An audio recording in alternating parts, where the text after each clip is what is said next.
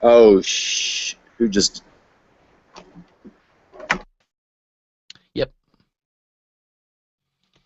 there we go. Believe it or not, there was a little bit of a glitch there, and so my show actually got cut off right in the middle, and I'm not going to continue it. I might continue that topic later, but coming up in about 14 minutes, we're going to begin with the cult of honesty, and uh, and I will see you then. But in the meantime, I just might chit chat a little bit with you, and I've got to also get back to uh, Dr. Jones and the join link. I got to send him, and then I also have to send him. I'll do this by looking at it through another on another browser. Excuse me. Um,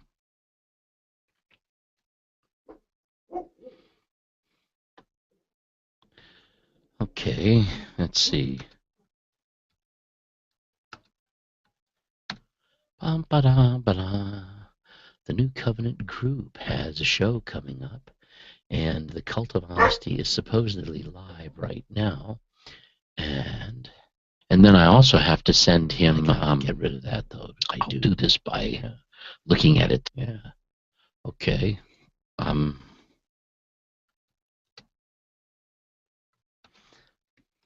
Isn't this technology amazing though? That we can be sitting someplace in the world in front of a computer, in front of a webcam, and and and talk to people all over the world through YouTube. That's kind of amazing. That we can do that, and it gives us an opportunity to really extend this conversation that we're trying to have uh, towards so many different people who can participate, who might have something to offer. And so I've sent to Dr. Jones, and hopefully he's got it now. The link for joining this hangout eventually, and also the link for people who want to watch it. And he'll distribute that in various different places. But we're going to begin a hangout here in about 12 minutes, and I don't know what the topic is that Dr. Jones has chosen for tonight. But anyhow, because my program was cut off, they suggested that maybe I should fill this time with something, because if people come by and they're looking for something that's going on during a time they expect it to be on, they're going to say, hey, what happened? So I just might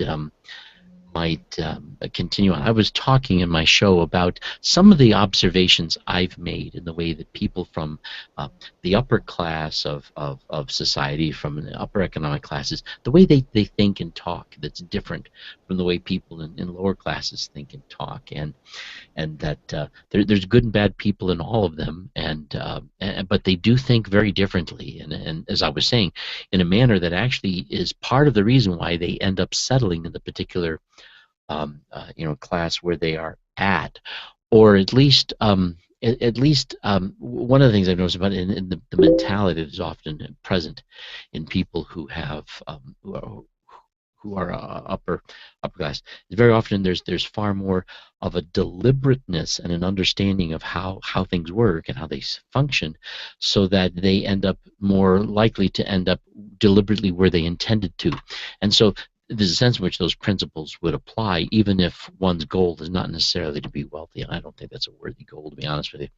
Uh, but uh, but suppose you really want to be somebody who's influential, or something. Albert Einstein, the guy really wanted to explore the scientific concepts of physics, and and make a dent in understanding some things that were just escaping the world of physics. And he did it. Of course, he had the ability to do it too, but boy, he made it happen. And here we are. We got people coming in. This is awesome. We're not going to get started for another 10 minutes, but we are broadcasting and we are live. So be aware of that in case there's any kind of comments you want to come up with. But I'll tell you what, 13, why don't you turn on your microphone and tell me, were you able to catch any of my broadcast? No, just sneaking in before the cult, actually. Because I was actually talking about one of the questions you asked me. I was, and unfortunately, someone hit a switch down there in Florida that knocked my show off while I was still in the middle of it. I was about 35 minutes into it, and wham! Suddenly, no longer broadcasting. But and they used to give a warning that would tell you that. Um, hey, Lisa, I got dogs that are crying. I think maybe they want to go out. But the dogs are crying. I think they need to go out. So are we still actually on? Yeah, we're actually on. We're actually broadcasting. They asked me to finish up my show server and just let it go on. I said, "Do you really want to do that?" And the idea was that, well, people are expecting something to be on, so if nothing's on, they're going to wonder what's going on.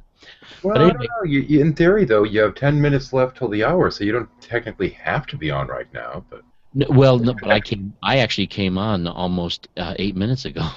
oh, Lordy. Yeah.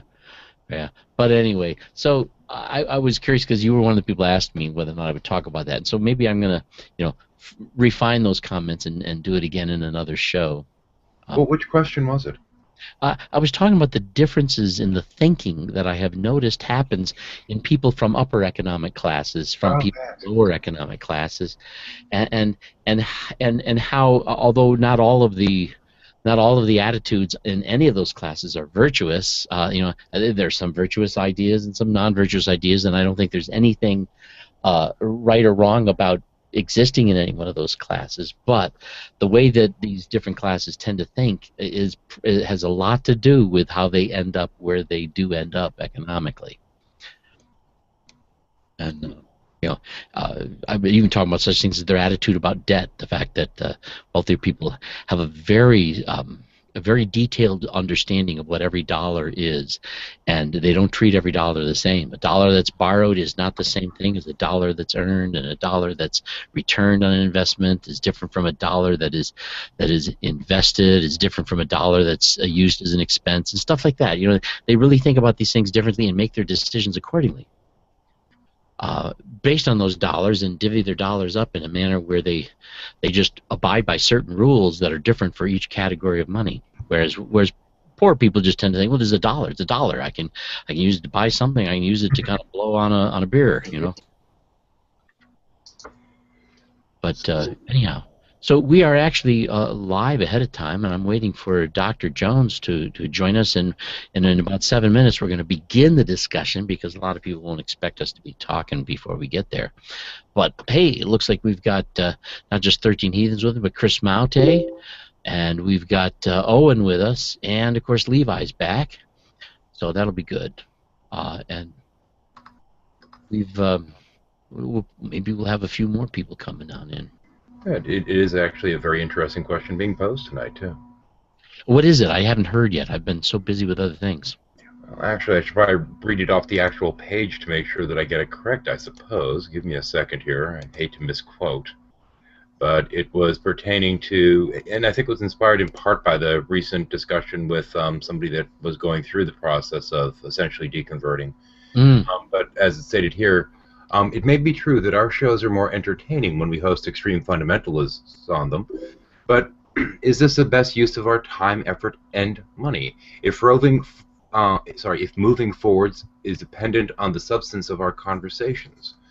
And it's actually a pretty good question because there's a lot of people that are going out there and they're investigating and they're exploring and they're trying to decide what this notion of the divine or spirituality means to them. And there's been such a focus on, if I dare say, putting crazy on parade. Yeah. Yeah. Right? Y'all stick to the mildly crazy. We've seen some of the real crazy out there too lately. When I was going to Bible school, I had a teacher who half-heartedly said this, and they meant it in a kidding manner, and yet they were regretting the fact that there was some real truth to it. They said, "You want to build the membership of your church. Pick a fight with the mayor." Yeah. And people will come around to see what you're going to say next and how that's going to run, and that's so terrible. And of course, at the time that I was sharing that with somebody else that I had been taught that, the mayor's name where we were living was Crab. Well, that makes for an easy start, I suppose. Pick a fight with Crab. Juanita Crab was her name. Yeah.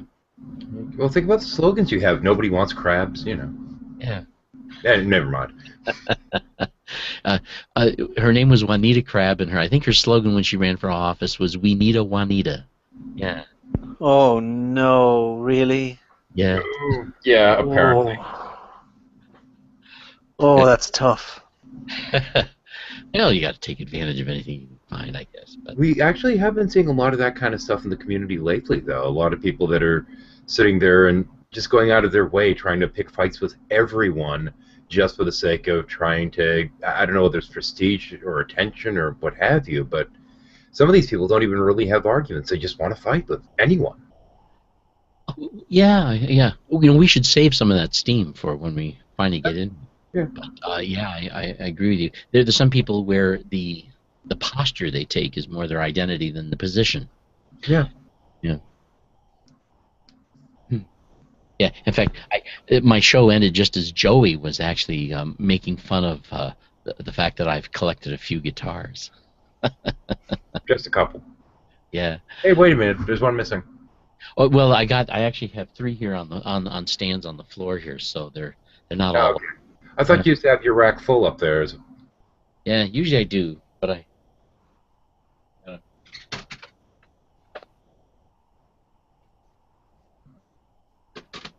That's better. Yeah, I was getting some recording done earlier today, and I was using different guitars. This is one of the babies I just recently obtained. It's a Variax, but it's That Nate's track? designed with a very nice, thin, fast neck, Floyd Rose tremolo, really meant for your speed playing and stuff like that. And whereas the other one is more kind of a hard rock and roll type guitar. And Of course, Chris comes back and notices you're playing with a guitar. He'll have to grab the bass. oh, Then you'll forever be out of sync because this is Google. Yes, we would jam. When they perfect that technology, there will be much international and quasi-national jamming happening. Christopher, your chops look magnificent. I actually saw a video of the Shadows. One of them was in Australia. The other one was in England. But they had a satellite connection that was something like 10 milliseconds of latency, and they were actually able to jam from that distance, which was incredible. But Well, I'm of course- sure that if they had a program that was able to, if the broadband signal was consistent, and they were able to either predetermine what the latency was or have a moving average application on one end to determine the latency, they might be able to make it work. Yeah, well, the latency when you're both going to be live has to be around, I think 15 milliseconds or less to make it work. But yeah, in fact, a lot of people who have digital audio workstations try to get their latency real low, even though they're not doing anything that requires live feedback that can't be already given to them through their mixer, and they end up really choking their system trying to speed it up for speed they don't need. But because well, we're talking about nonsense perhaps for most people. Anyway, we're about a minute away, and so I am hoping that Dr. When are we not talking nonsense to people, Bob? Come on. Let's face it. Oh, well, we Depending on who's listening, some of them might be interested. Some of them might think we're talking nonsense. No, everybody needs a hobby. Hey, some of these people might even think we're talking to them. What? You mean like a community? Like people can join the conversation, kind of? Yeah. Okay. Come on, what are the chances of that? I'm going to kind of call Crazy this talk. here. In fact, let's see. Maybe I could even do it this way this time.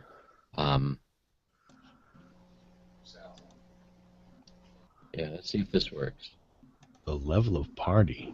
Levi, what are you talking about? Here we go.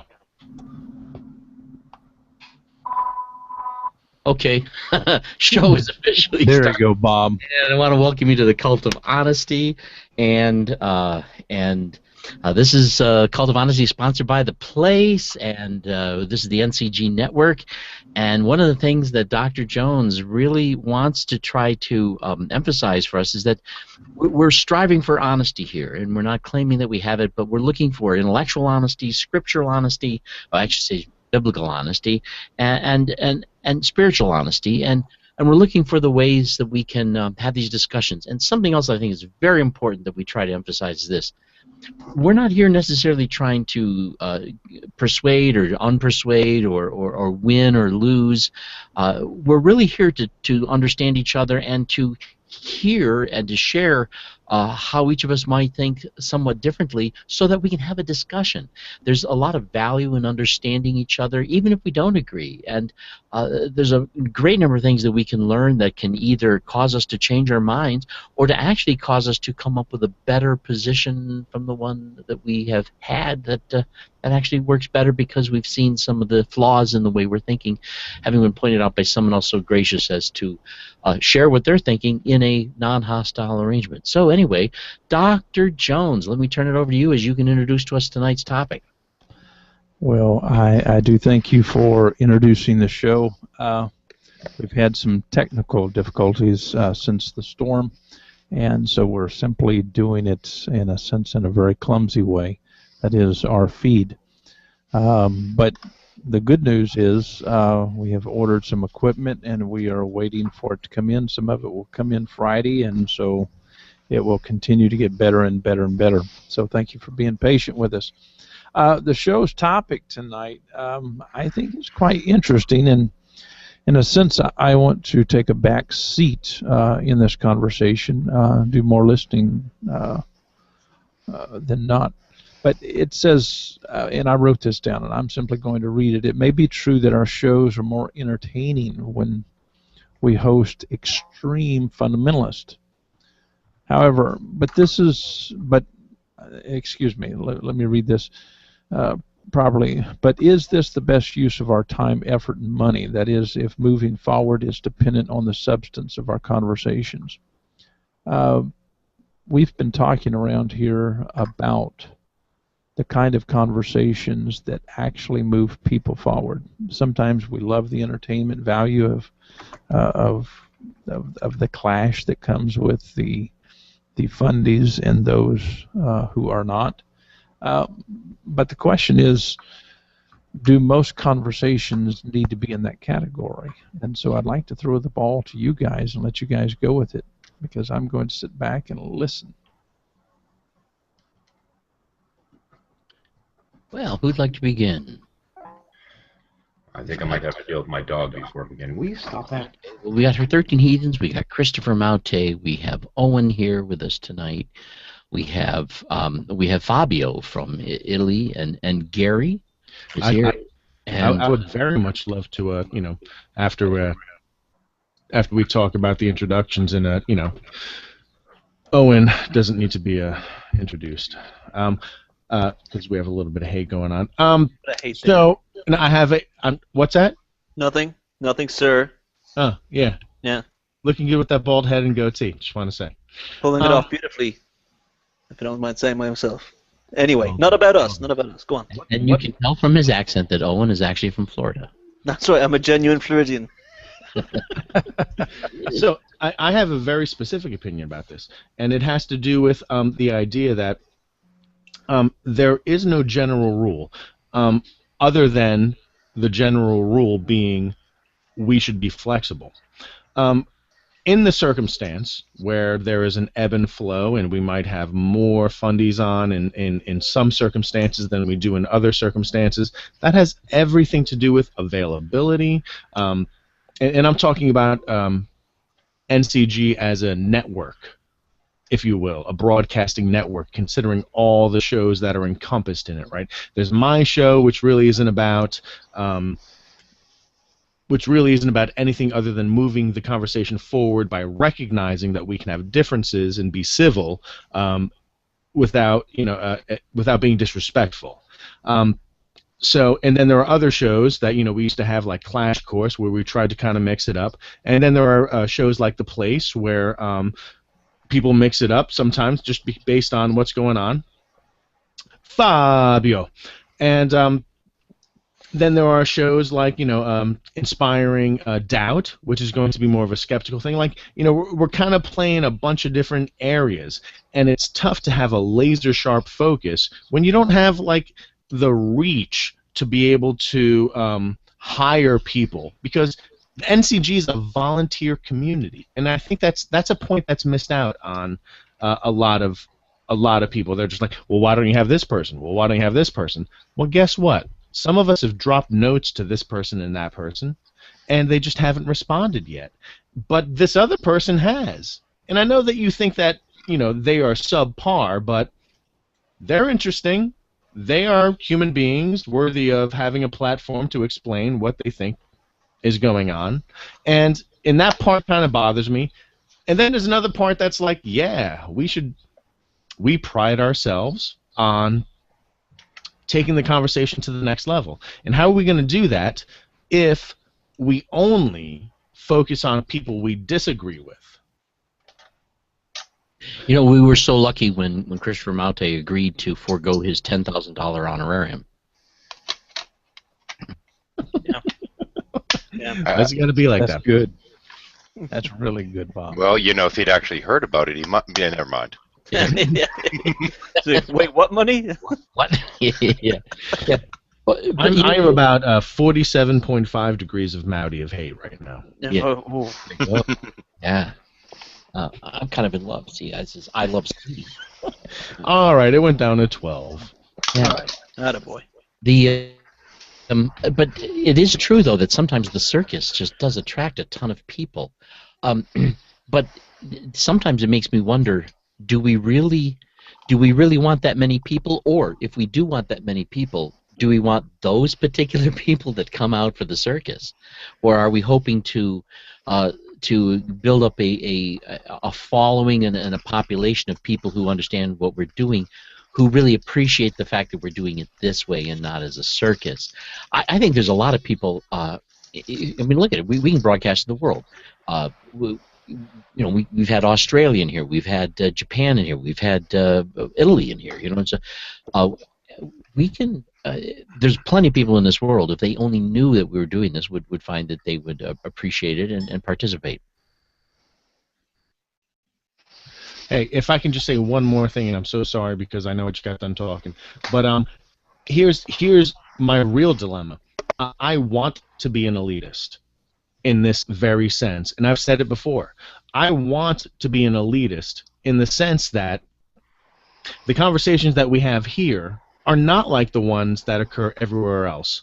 Normally, of course, there'll be the anomaly show or the fringe show that, if you're looking at the shows and the pace of craziness on a bell curve, there are some that are going to be like super crazy and some that are going to be super boring. But the most in the middle are like a combination of passionate talk about things that people can sink their teeth into.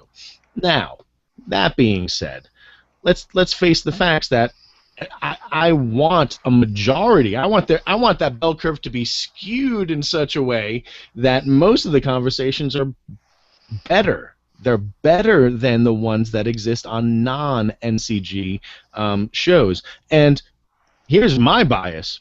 I'm on a couple non-NCG shows. But what I want for NCG is for it to rise above in such a way that it can kick ass, right? People are coming to us not because we're going to challenge people and pwn them in any way, shape, or form, unless they consider pwning like a really calm, civil discussion where people let each other talk in paragraphs and we make really pointed questions and answer them, and that's how things happen. And at the end, we're like, man, it was great having you. Unless that's not what you're looking for, please go somewhere else. If that is what you're looking for, that's what I think that we should be attracting. Whether it has to do with fundamentals or not, fundamentalists or not, is almost beside the point. We get who we can get. It's a grab sample. We are a volunteer community. We don't have somebody booking months in advance and with an eye towards homogeneity or heterogeneity or whatever the hell you want to talk. Thinking about anything, it's like, who can we get this week? Okay, let's get that guy. Okay, perfect. All right, here we go. Show 5, 4, 3, 2, 1. Right. Come on, that's how it works. Let's face the facts, and there's nothing to be ashamed about that because we pull off an awesome product. I'm done. Fabio was hesitant to speak up the other night in one of our hangouts. It was a little bit of a circus, and I was curious what your feelings are on this. The other night, I mean, that was a completely different matter. I made a post on Facebook. My problem with the other night is that I really couldn't figure out what the topic was about. And my problem was that I thought I got the topic, and then I thought to myself, hold on a second, they can't be made that big much of a fuss about that such a shitty topic. So it must be me, which I don't understand. So I kept quiet for an hour trying to figure out that, because I thought I was the stupid one. I mean, they're talking about something I don't understand. I'm trying to figure out. After 2 hours, I finally figured out that I was right 2 hours before, and then I really felt that's stupid. Yeah. We were Yeah, off. We were basically pushed off the road by a heavy vehicle. Yes, and and that sometimes is my main problem with those kind of conversation. I think I'm really stupid, and I think it's me. I don't get the point, so I'm trying to figure out, what you guys are talking about. Oh, is that it? Bloody hell! I mean, I knew that in advance. And yeah, but the other week was really surreal to me. I was really thrown out of the bus. But about the topic of tonight, it's really funny because I got in the Hangout with an idea, and then I changed my mind after 5 minutes. And if you give me about enough time, I'd probably change my mind 2 or 3 other times. Because my main idea was about the topic, as Dr. Jones said. My main answer was no. I am a snobby elitist. I don't want those people to get in there because they give no value, and good riddance to them. If we want to have fun, I mean, there is a lot of places. There's boingboing.net, somethingawful.com. On YouTube, there are a lot of channels. There's Monty Python, Simon's Cat, Jimmy Carr, Dead Parrot. I mean, it's a lot of fun for everybody. But then, strangely enough, because Chris said, and that's strange because, first of all, I hate him, and second of all, I mean, he's a moron, so I don't know how he figured out that kind of stuff. But he was right, and that makes me suffer a lot that he was right. The fact is that even last week Hangout, as a train wreck as it was, in my opinion, and I'm not shy in saying that, and I was part of it, so I was part of the train wreck. It was really interesting, and the interesting part is that if you think about every people which has been in an Hangout, an NCG, and I'm talking about people which is most known as for the comedy factor than for their ideas in other Hangout. And I don't want to make names, but everybody's got a name popping in his head right now. Every time they come in an NCG Hangout, it's a different one. They don't get to play their game. The attitude is different. Even the train wreck of last week, it popped out something which to me was interesting. At the very least basis was the level of respect which was shown to those people, which is something that can't be said in, if someone pops in an Hangout and acts like that, it will probably be kicked out or shouted at. Nobody did that. Everybody tried to make a civil conversation, even if the conversation, and I think we can all agree on that, was kind of pointless in the topic. I think it's shown a beautiful example of how some civil person can actually deal with that level of rudeness and just not being polite in the conversation that was shown. And I think that's really important. Now, do I want all those Hangouts to be like that? Hell no. But it's important, I think, that we've shown that if it happens, we have the antibodies to deal with that kind of stuff. So, yeah, I mean, let's take what it gets and let's try to take the best out of it every time. Because, I mean, we can do that. I mean, we've proved that. Dear, oh dear.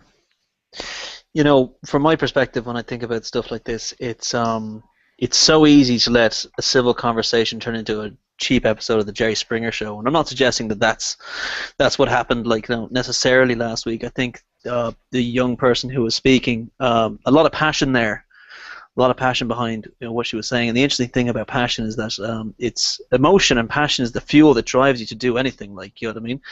And in a format like this, in a setting like this, it's really important that you kind of get yourself under control and focused in what you're saying and what you're doing. Otherwise, you might end up saying things that you don't really mean to communicate yourself.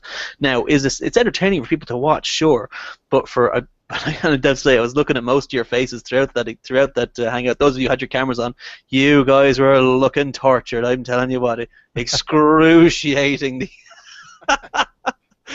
I tell you what, I thought Dr. Jones was going to throw up all over the desk. Yeah, I've had a number of hangouts recently in which I've been stipulating that "we love your passion" is actually code word for something a little bit more profane. I'll just say. Anyway, go ahead, Len.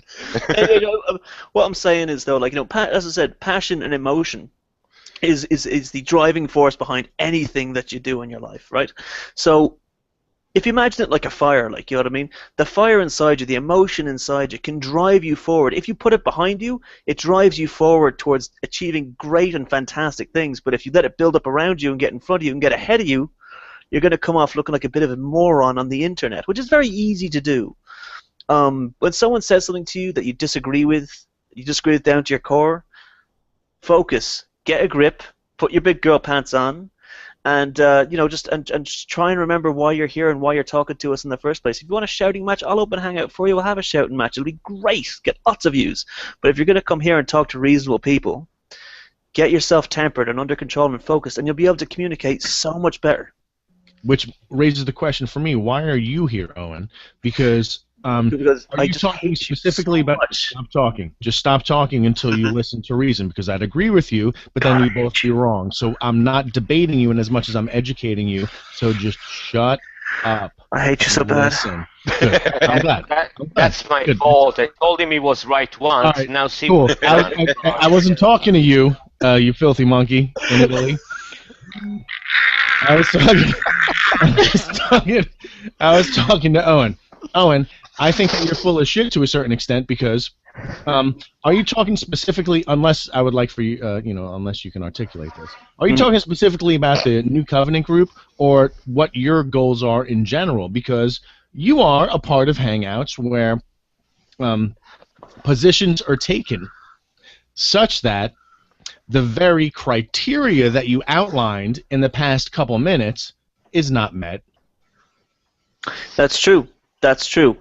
The New Covenant group is a very different format from the stuff that I've done in the past. Like, you know what I mean?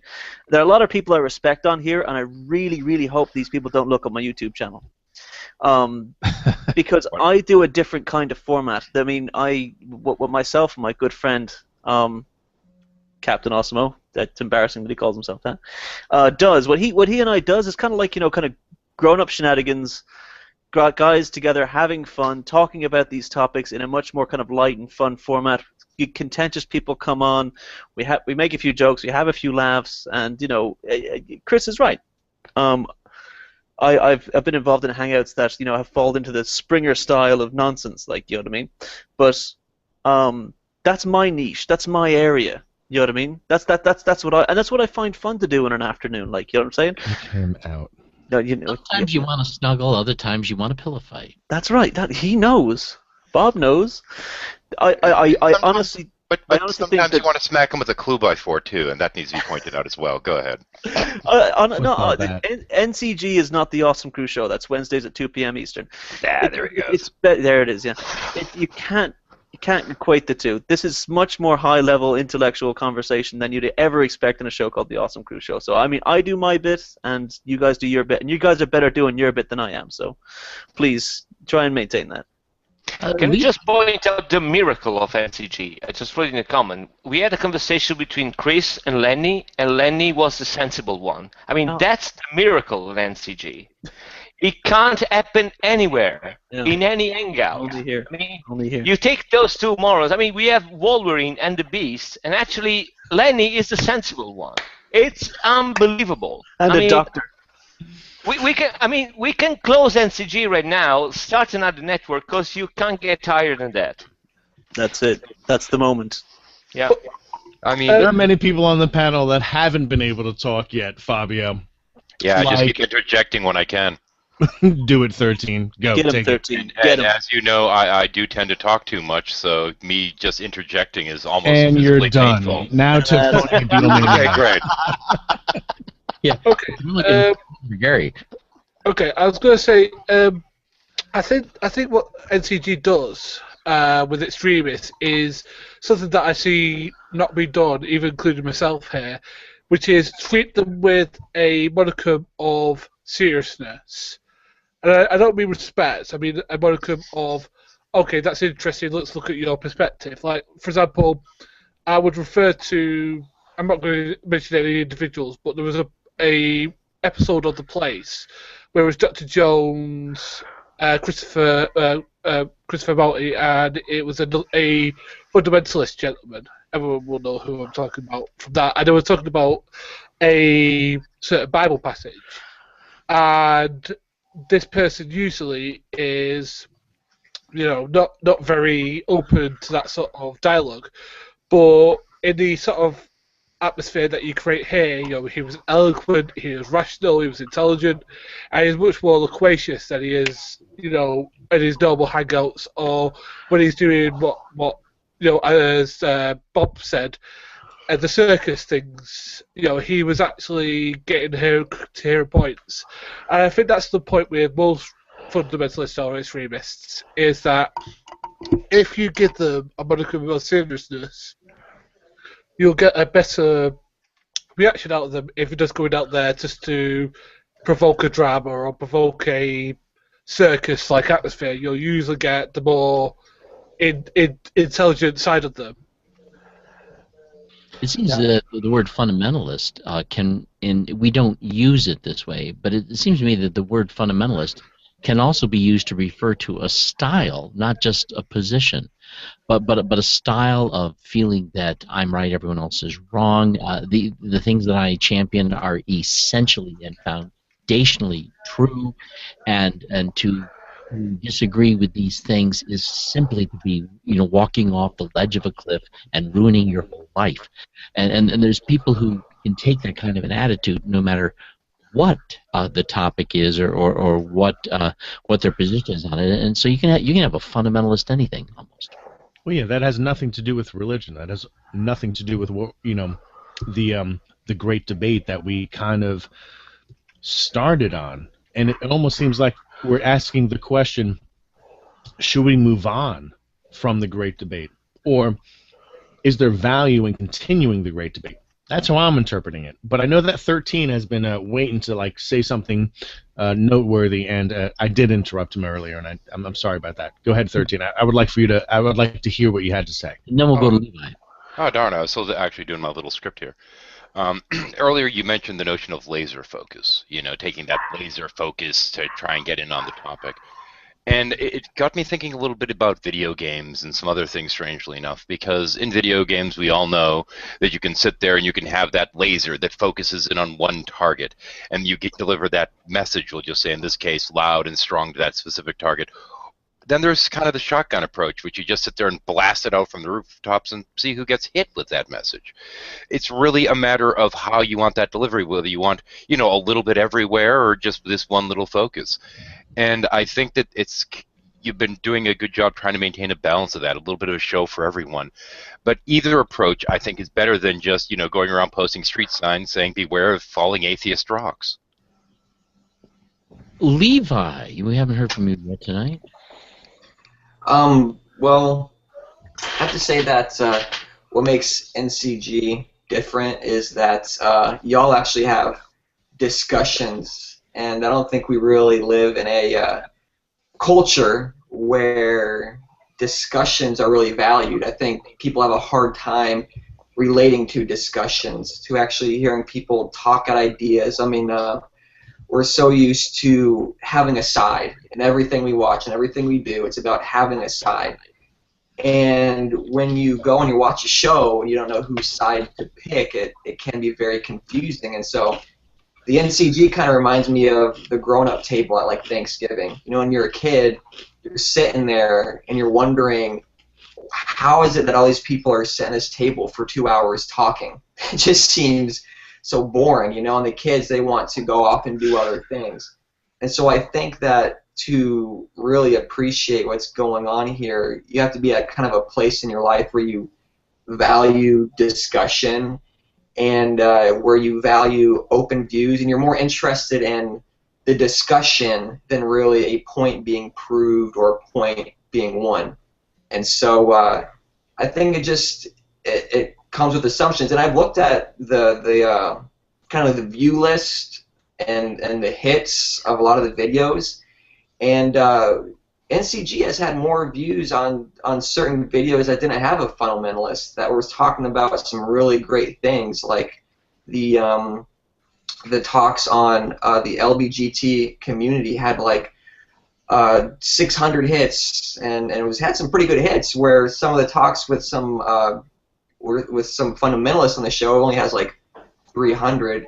And so I think that good topics are bringing people in who want to listen. You know, you can't make people listen, but I'd like to make a comment if I could. Gary Hall brought up the context of this, and Christopher was actually on the show, and he actually provided the guest, and this individual was a fundamentalist. But I want to talk to you in particular about this event, Christopher. I felt like during that show we left fundamentalism and it became awesome. Did you feel the same? During which exact episode are you talking about? I'm talking about with G-Man. Well, we did. Now, because I mean, it was like he was stepping out of character, and he was speaking quite intelligently and kind, respectful, and all of that. And I was amazed with him. And it wasn't like, you know, we had this fundamentalist. It was like, this is just someone we can have a wonderful conversation with. The best part about the conversation that we had with G-Man, and I'm just gonna, call it what it was. And for people that don't know what we're talking about, please go and check out the New Covenant Group YouTube channel and see if you can find the place. I believe it was one of the morning places where we did a Bible study with G-Man, and so you have all the search terms that you need: New Covenant Group, The Place, G-Man. Go. And he was very articulate about what he understood about what we were talking about.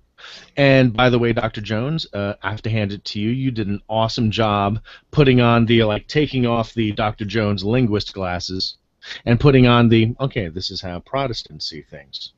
And you asked questions in such a way that G-Man was, very comfortable being like, yes or no or I don't know. And that was the best part, because the way that knowing that, and by the way, I need to acknowledge something here. One of the reasons why I think G-Man was so respectful had a little bit to do with the fact that he and I had a really good relationship previous to that, and he had respect for NCG. But I think there might have been another influence where he might have been reminded about what your credentials were, and it wasn't me. There was a source available, and no idea who you're talking about there. Yeah, I think 13 knows who I'm talking about. No clue. Yeah, but he's just playing modest. So that might have helped, but that doesn't take anything away from how good of a performance that G-Man had on that episode. He really was open to trying to answer questions honestly. He has such a passionate belief that he is willing to think about how it works out, and he's still in that process. And that's what I like about him. And people, people have made many, many videos making fun of him, and some of the arguments that he puts forth I don't agree with. I've told him that I don't agree with him. Keep in mind G-Man was on 4 episodes of the Monday Meeting of the Minds when it first started. because he and I were in a pretty good place when when Dr. Jones was kind enough to offer me an extra show on Monday nights, and I was just like, I don't know what I'm going to do. Okay, Monday meeting of the minds. G-Man, you available? He's like, yeah, for the next couple weeks. So there's a handful of Monday meeting of the minds where G-Man was really civil, awesome, presented his arguments in such a way that when what I consider a good rebuttal came his way, he reflected instead of pounced. So, I've said it once and I'll say it again. I loves me some G-Man. I do. You know what? This may be a little dramatic, but here's what I thought was really amazing about that show. So hang with me for a little bit of drama here.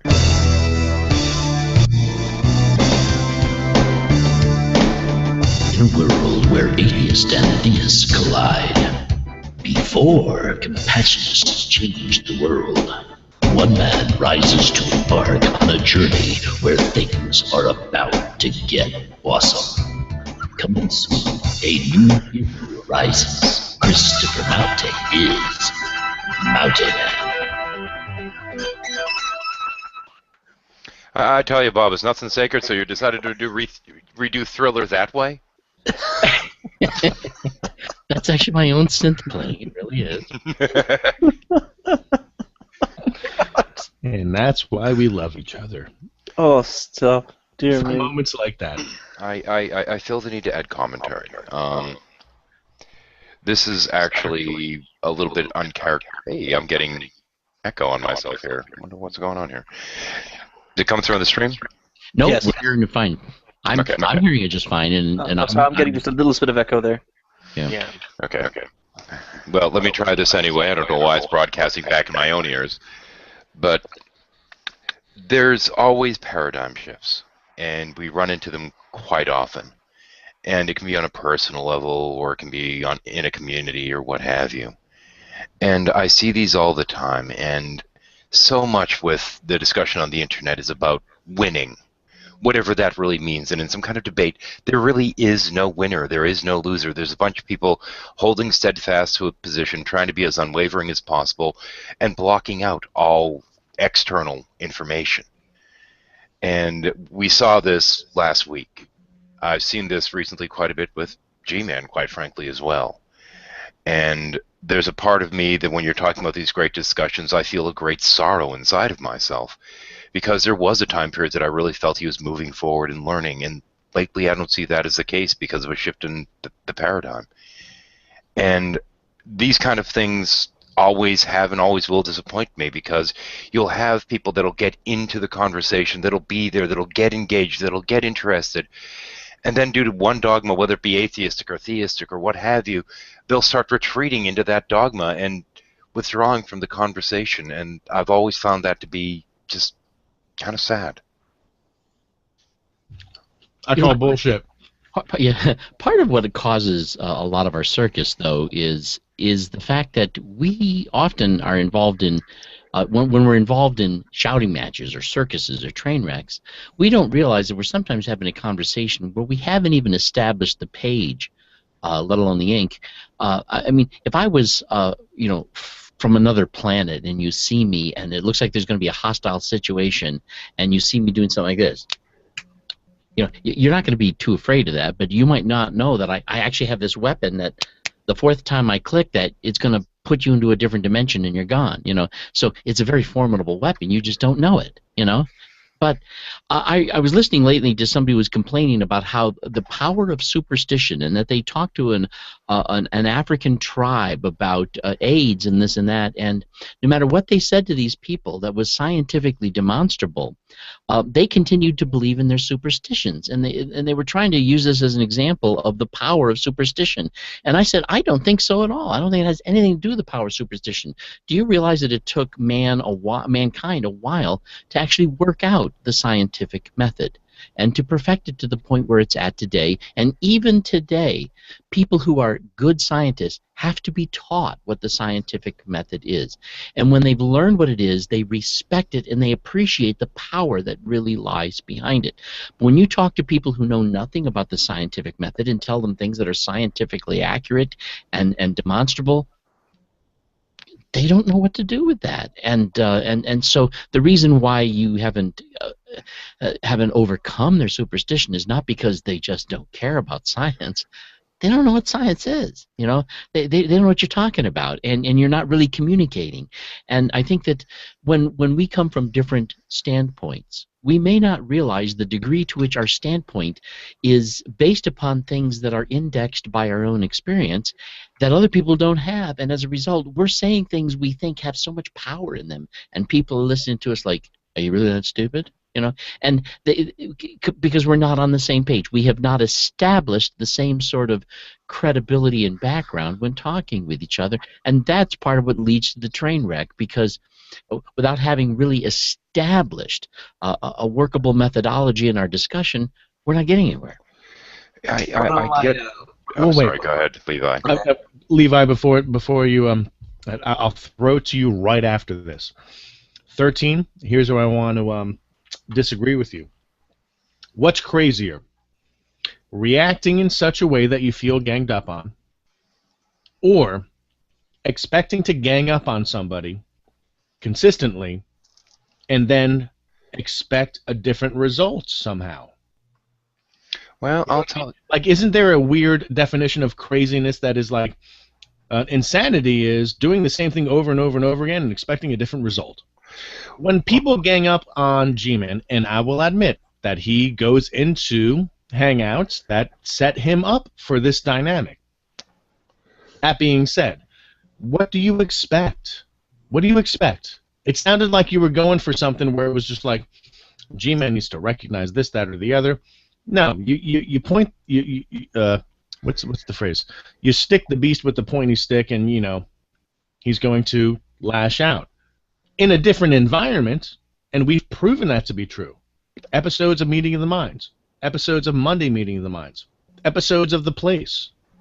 G-Man is a fun, savvy guy who has a strong belief. I don't understand why we're nitpicking the dynamics of why he might be wrong, because it seems like we're ganging up on him right now. No. It seems like we're villainizing him somehow. That's not what we're doing here, Chris. Okay. What bothers me is, now, mind you, by a very strict definition, I could be classified as an atheist. I consider myself more atheistic in terms of my approach right now. But I find myself time and time again jumping into hangouts to defend Christianity from people that are going into hangouts that they're saying are full of atheists, even though half of the people in some cases are Christian. But you'll have somebody in there, and he's been doing this lately, frankly, saying that the Christians aren't Christian either. And I find myself time and time again being put in the position of having to go in to try and, so to speak, step up and step in there and say, no, what you're saying, these people are Christian. It's wrong for you to turn on people that you should be considering your brothers and sisters in Christ. You're alienating people that are, in theory, on your side, in your camp, and turning on everyone and making everyone your enemy, and it doesn't have to be that way. And I think that's a valid point of frustration. I understand, but I'm going to let you know that I have seen a couple of the videos where you have made your point to him, and you didn't say it the way you just said. You weren't like, you know, G-Man, there's a point at which what you're saying and what I'm saying come to a crossroads. It was more like, listen, this is how it is. I have the Greek text in front of me. Why would you want to deny it? Am I lying?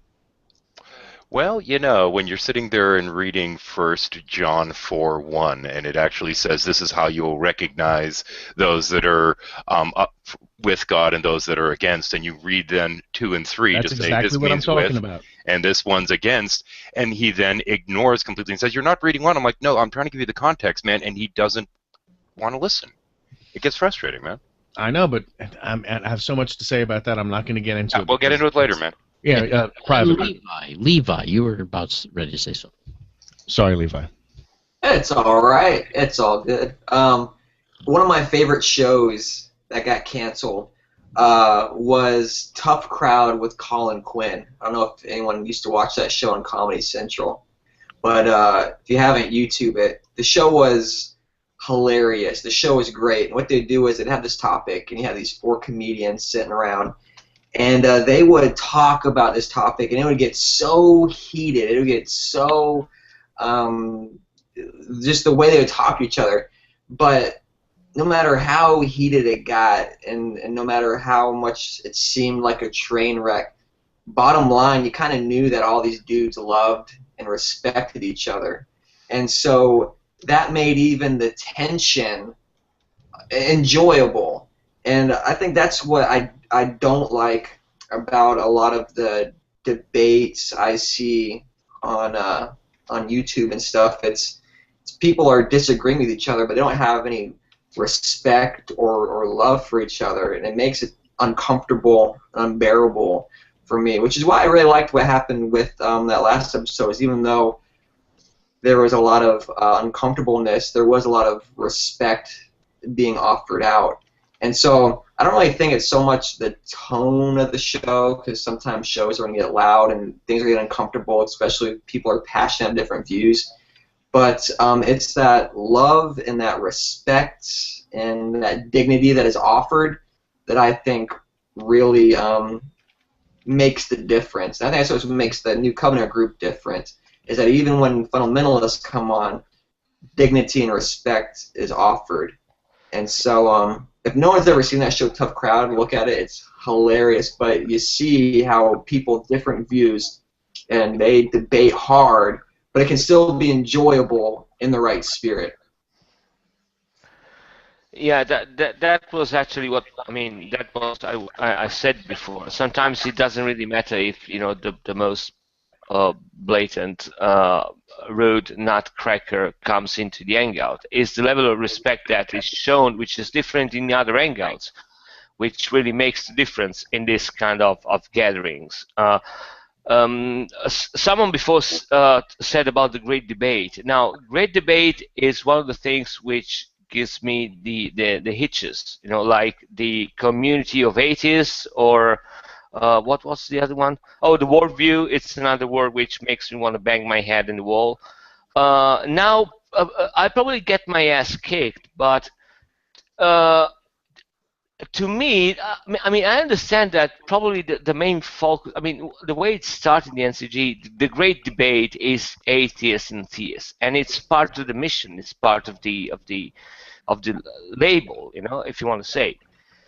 But I mean, to me, the Great Debate is something which is done between great persons. It doesn't really matter the substance of the conversation, and this is a hint to Dr. Jones, because I'm directly answering to his original question. So it is. Well, actually, Fabio, since you said that conversations need to be led by awesome people, I'm going to take this over from you. Bloody hell! How much do I hate you? Chris. Chances are that this summer I might drop in the U.S. I had a plan of driving from New York to California. I might just drive by to Philadelphia to kick your ass, just in spite of it. So yeah. You're so violent. No, I'm not violent. I mean, that's not a threat. It's a promise. So take it this way. But anyway, it's interesting. I remember. Okay, now it's time for my completely pointless story. It's that time of the night. I remember when I was 18, I read the okay, I was weird even when I was 18. I read the Feynman lectures on physics, and I was blown away, and I understood nothing at all. I had to read it 3 times before actually getting what he was saying. Now, if you ask me what was the best time, the best experience when I read it, it was the first time when I understood nothing, because I got the vision that the guy was speaking, that what was saying something interesting in a really interesting way, even if I did not understand, which is something that really happens to me a lot when Dr. Jones talks. It makes me want to go ahead and see what the hell is he talking about.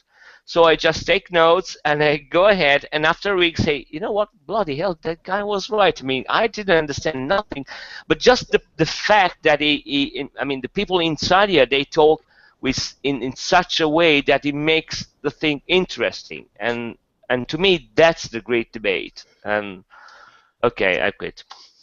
Go ahead.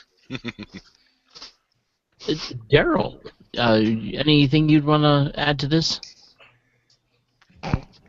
Sorry, you read, Christopher, really? You want to go there? You put a comment, you read? You want to start a fight with me? You're bragging about all these things. No, listen, man. I'm just so impressed, man, that you can do you want to make an hangout when me and you... Hang on. Hang on, Fabio. Tonight on Insomnia Shuffle, Chris Mate against the world. Dun dun dun. I mean, do you want to really make an hangout when me and you we make a sauce and someone judges who's the best one? Who can I judge? Yeah, you can. All right. Well, so long as all right, we'll both pay for dry ice, shipping to where 13 is, and I'm game, man. Yeah.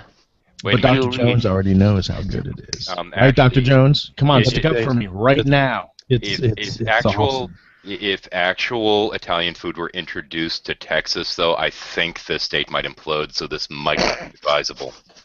Yeah, that's what we need. Italians in Texas. I mean, after I eat that red gravy, I have to admit that Christopher Maudy is so much greater than Jesus. He's changing my mind forever. And where's Fabio fit on that scale, Dr. Jones? He's never made or done a recipe that is of red gravy, but he is awesome. Oh, okay. So I'll DHL some sauce next week, Dr. Jones. And Christopher Mode will be demoted to Buddha, or That's a demotion. Some minor god. Hang on, important question. Is this the point at which we talked to Bob about changing the name of the show to The Unconventional Pasta? Yeah, I mean, that would be great.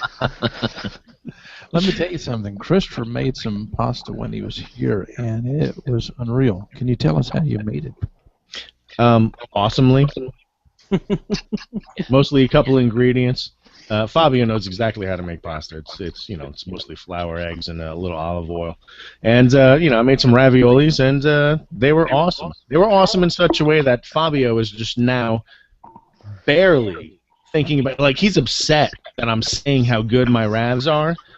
Just it's the unknown to him. He doesn't know what he doesn't know. Wow, and I feel for that. Facepalm. Wow. Fabio, do you have a dent in your head? I don't even have a word for that. But Fabio, when you do cross the pond, I want you to come see me, because I would love to sit down and eat some of your red gravy. I would imagine it would be awesome. I'll do my best. I can't make promises, but I'll give it a try. Yeah, that would require leaving Tuscany and all that. Yeah. We're about ready to hear from Daryl if he had something. Oh yeah. Well, the thing is that the thing I like about Gary. You're not Daryl. Gary. Sorry. Daryl, are you muted? Are you muted, old stuck? He may be eating. I think he might be locked. He might even be eating pasta. But I did see somebody looking in through the door behind him earlier. That might have been one of his captors. Yeah.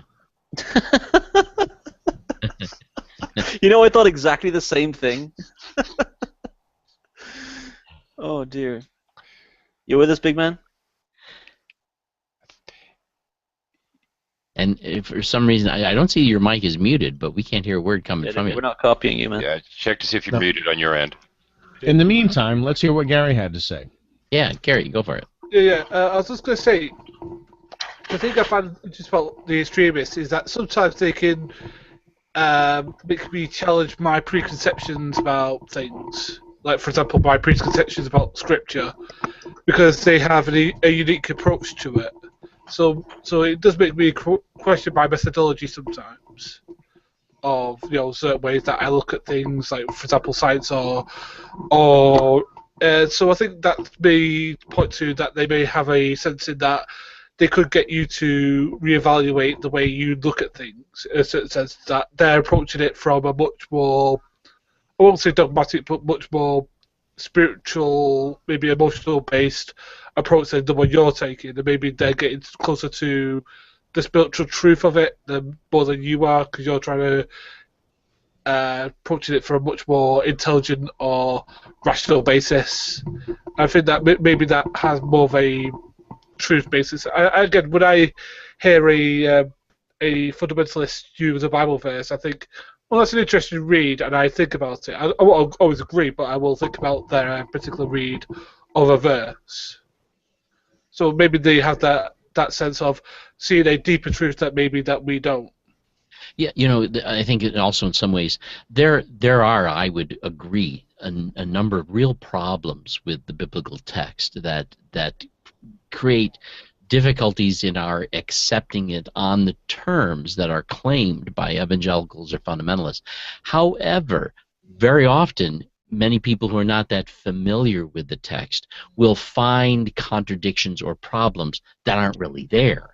And they don't know that, and so oftentimes the criticisms can really be based upon a misunderstanding of the text and seeing some problems with it that aren't there. And to me, there are sufficient problems that really are there that you're just better off dealing with those ones. Well, when it comes to criticism of the Bible, there are so many different levels upon which that happens. Of course, there's the layman's version. There is the on one end of the continuum, and then it's anchored on the other end by like Dr. Jones, who is a PhD in linguistics. So he is not only studied in that field, but that's what he does for a gig. This is laughs. This is shits and giggles for him. It just so happens that he is the brainchild of this awesomeness that we are all able to contribute to. But speaking on the how normal people talk about it, maybe at the water cooler or on the street or at a pub or whatever, I was curious to hear what Owen had to say about what we're talking about right now. Well, it's very easy to sort of sit here and say that, oh man, wouldn't it be great if we just sort of maintained a certain level of composure when dealing with fundamentalists, right? You know what I mean? Because some of the baggage that comes with Christian fundamentalism is that there's a certain amount of science denial that I find happens frequently, along with saying certain contentious things about people who matter to us in our personal lives. Like, if you get out enough, you're going to have friends who are gay, friends who are lesbian, friends who are everything in between. And some of the scripture has some very specific things to say about what I deserve and what they deserve. So it's hard for me personally to listen to people tell me what I'm worth, what I think, what's wrong with me. Now I've said this on previous shows, and this is my soapbox. This is the pew where I preach from. I preach from the gospel of awesome, how every human being has value, every human being is inherently valued, and who the hell are you to come to me and tell me that I deserve awfulness because I don't think like you do? So it's very hard for me to maintain, shall I just say, an NCG composure sometimes. There's Irish blood in these veins. I'm basically made of fire. I can't help it. I try my best to maintain control, but sometimes it's hard when someone tells me that I'm inherently awful. And I'm not smart. I'm not all that good looking, but I'm awesome at the things that I'm awesome at. I'm still better looking than Christopher Mowdy, but then again, so are most German shepherds. Look, what it's really true. Not only is he not smart, but he's not good looking. And I don't know quite where he's going with this, but because he's not smart or good looking, let me take over. It was a bad analogy. I have to agree. I mean, German shepherds are good looking dogs. Fair. Fair. Definitely enough, yeah. All I'm trying to say is that, like, while it's good to try and maintain this sort of high level of wow, I almost said intercourse, high level of discourse. And now you did. And now I did. Well, we use that word here for that too. This high level of discourse. Sometimes when you're speaking to certain fundamentalists, it's hard to maintain. It's hard for me to maintain that. It's something that I constantly try at. Some days I try harder than others. Do I have sound? A little. We can just about getting you. Very faint, Daryl. I could hear you just faintly. Okay. Okay, let me try something else. I get something's wrong with that other computer. We tried another computer. How's that? I can hear you, but it is extremely faint. I don't know where your microphone is. That. Well, it usually picks up good. Can the control room turn them up in the control room? It's possible. We can try. The Google control room, that is. Also, I'd look at your settings, mate, as well. It's probably using the microphone in his computer and not the one in his earphones. Quite possibly. Is that better?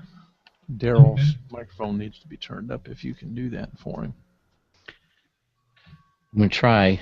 How about now? Yeah, it's better, but we got you up Slightly to better. Okay. we got you up to max. Let me try it without the headphones. Does that change anything? Keep talking. Hello? Can you hear me now? Just sit in the middle and you're half decent. Yeah. Okay. We can hear you. You can get away with it if you got something to say.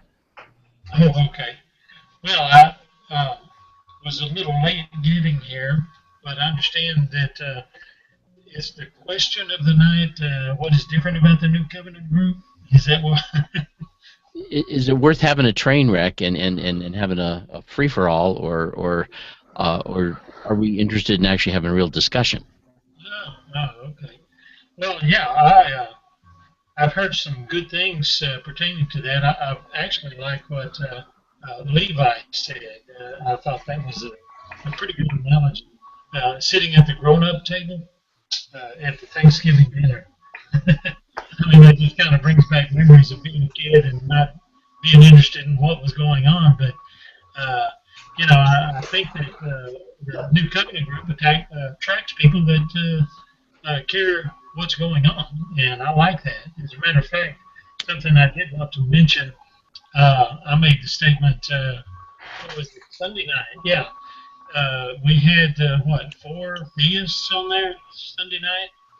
And I made the comment, I said, something's wrong, something's just not right here. And I realized what it was. We were missing atheists, you know.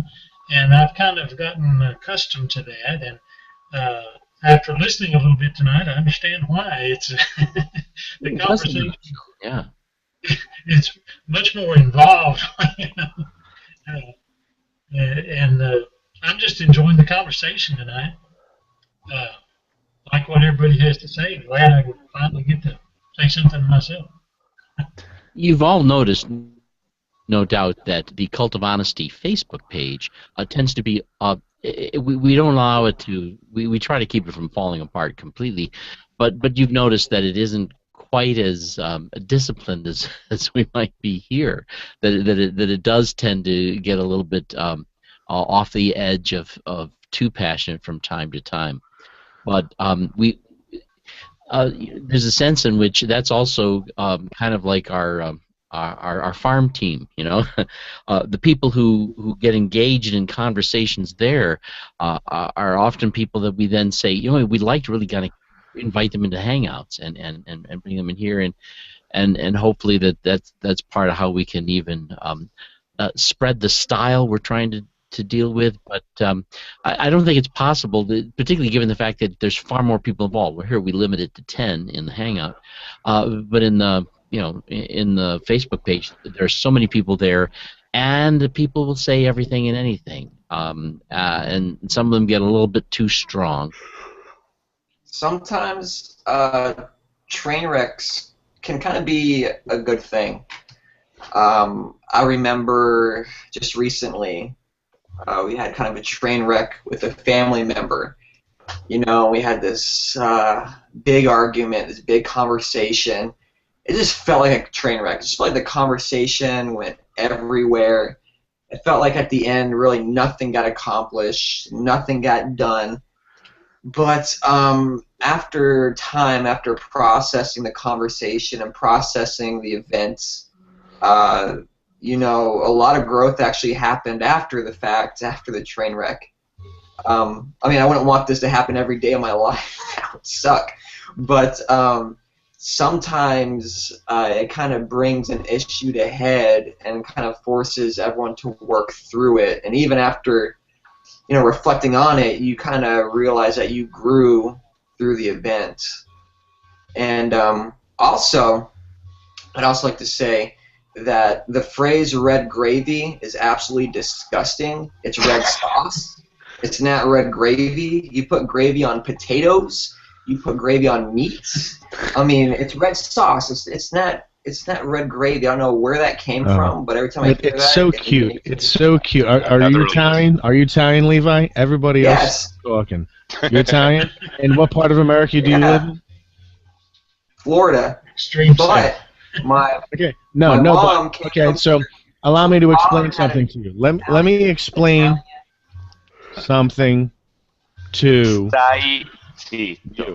Train wreck, I'm telling you. Listen, here's the train wreck that's going to be tonight. But listen, the reason why it's called gravy, right? There can be marinade. Marinade is not gravy. That's red sauce. That's what you're talking about. That has no meat in it. As soon as you put meat in a red sauce, it becomes red gravy because it's ragu. It's not red gravy. It's ragu. Moron. Bloody hell. It's not gravy. It's not gravy. Whatever you want to call it. Don't call it gravy. Ladies and gentlemen, red sauce. The basics. Live on the Cult of Honesty tonight, we are having a genuine Italian off on the Cult of Honesty tonight. Three Italians. I can't understand. I mean, I don't want to even start. If you want, bloody hell. Do you know how to make a bechamel? Yes, you start with a roux, and then you throw in some milk, and then you throw in some cheese. Bloody hell, that's so. I mean, that's so disgusting. I don't even want to address it. Okay, please go ahead. When I was growing up, some of the kids in the neighborhood used to make fun of me, and they'd call me Gravy Train as a take off of my name. It used to bug me. Dear me. Yeah. So we were talking about the New Covenant group potentially reaching new heights, in the sense that what are we going to do? Our goal was to bring atheists and theists together. We're kind of doing it. We kind of been doing it. And that's just my myopic opinion, because my 1-year anniversary isn't until like July, like mid to late July. Like my first episode of Meeting of the Minds is like July 26th or something like that. And so I mean, we're not even there yet. But in the time that I've been in it, we've addressed so many of the topics that other people spin their wheels on by yelling at each other, and we don't. There are moments of it. There are moments of passion. There are moments where people leave stages. There are people where people talk over each other. There are moments where, things are said that are very capturable via, like clips and mirroring and stuff like that. But we're trying to take it to it's almost like everything is at an MSNBC level, and we're trying to take it to like the NPR level. And I hope that's not a horrible analogy. I think that's a compliment. It'll work. That's my goal. I understand what you're saying. Is my mic any better? No, it's we can hear you, but it sounds like the microphone is under the desk or something. Okay. I don't know what's up. I'll work on it. Yeah. I think you're on the wrong mic, is what it is. I think you're not on the actual headset mic. Yeah, if you go to the settings of your Google Hangout and just see which mic is configured to the Hangout, it's a mistake I make sometimes. Oh, okay. I do it often. I have like 4 different mics set up here. No, sorry, 5 now. 5. But we are interested in. The truth is, for us, the great debate is not about theism versus atheism. It's whether or not people of different thoughts and of different perspectives can actually have a conversation. That's the great debate. Can we really do this? And can we do it in a way that is engaging? Can we do it in a way where the reason we can do it is not because, well, we just don't go there. We don't touch this subject. We won't talk about this. No, we want all cards out of the table. We just want them out there politely, and with clarity and with respect, and we do that here, and I have learned so much from people here that I would agree with and people that I wouldn't agree with on certain topics that as Daryl was even saying the other night when we had a hangout here when there were only 4 theists in it, it felt empty. It was like, where were they? You know, we need you. Yeah. Oh. So, does anybody have anything else to contribute? Well, I think the main difference is that I don't know how you guys did it, but the NCG is kind of an environment where I feel that we can have any kind of discussion. And again, I restate my point before that, you know, it's a great debate because there are great people in it. And I still don't know how the hell I'd managed to sneak in. Yeah, I mean, you probably have some flaws in your double checking standards, but you know, anyway. But the good thing is that it's the kind of environment where I feel that I might have a discussion, for example, with Christopher or 13, and it might get heated, and there might be big words flying off, and at the end of the hangout, it will be all right. I mean, and that's the main difference. Nobody's scared to speak up his mind, and even if it might offend someone or hurt someone, because everybody knows that what is said in here is not in spite of someone, but it's because of something that, you know, people believes in, and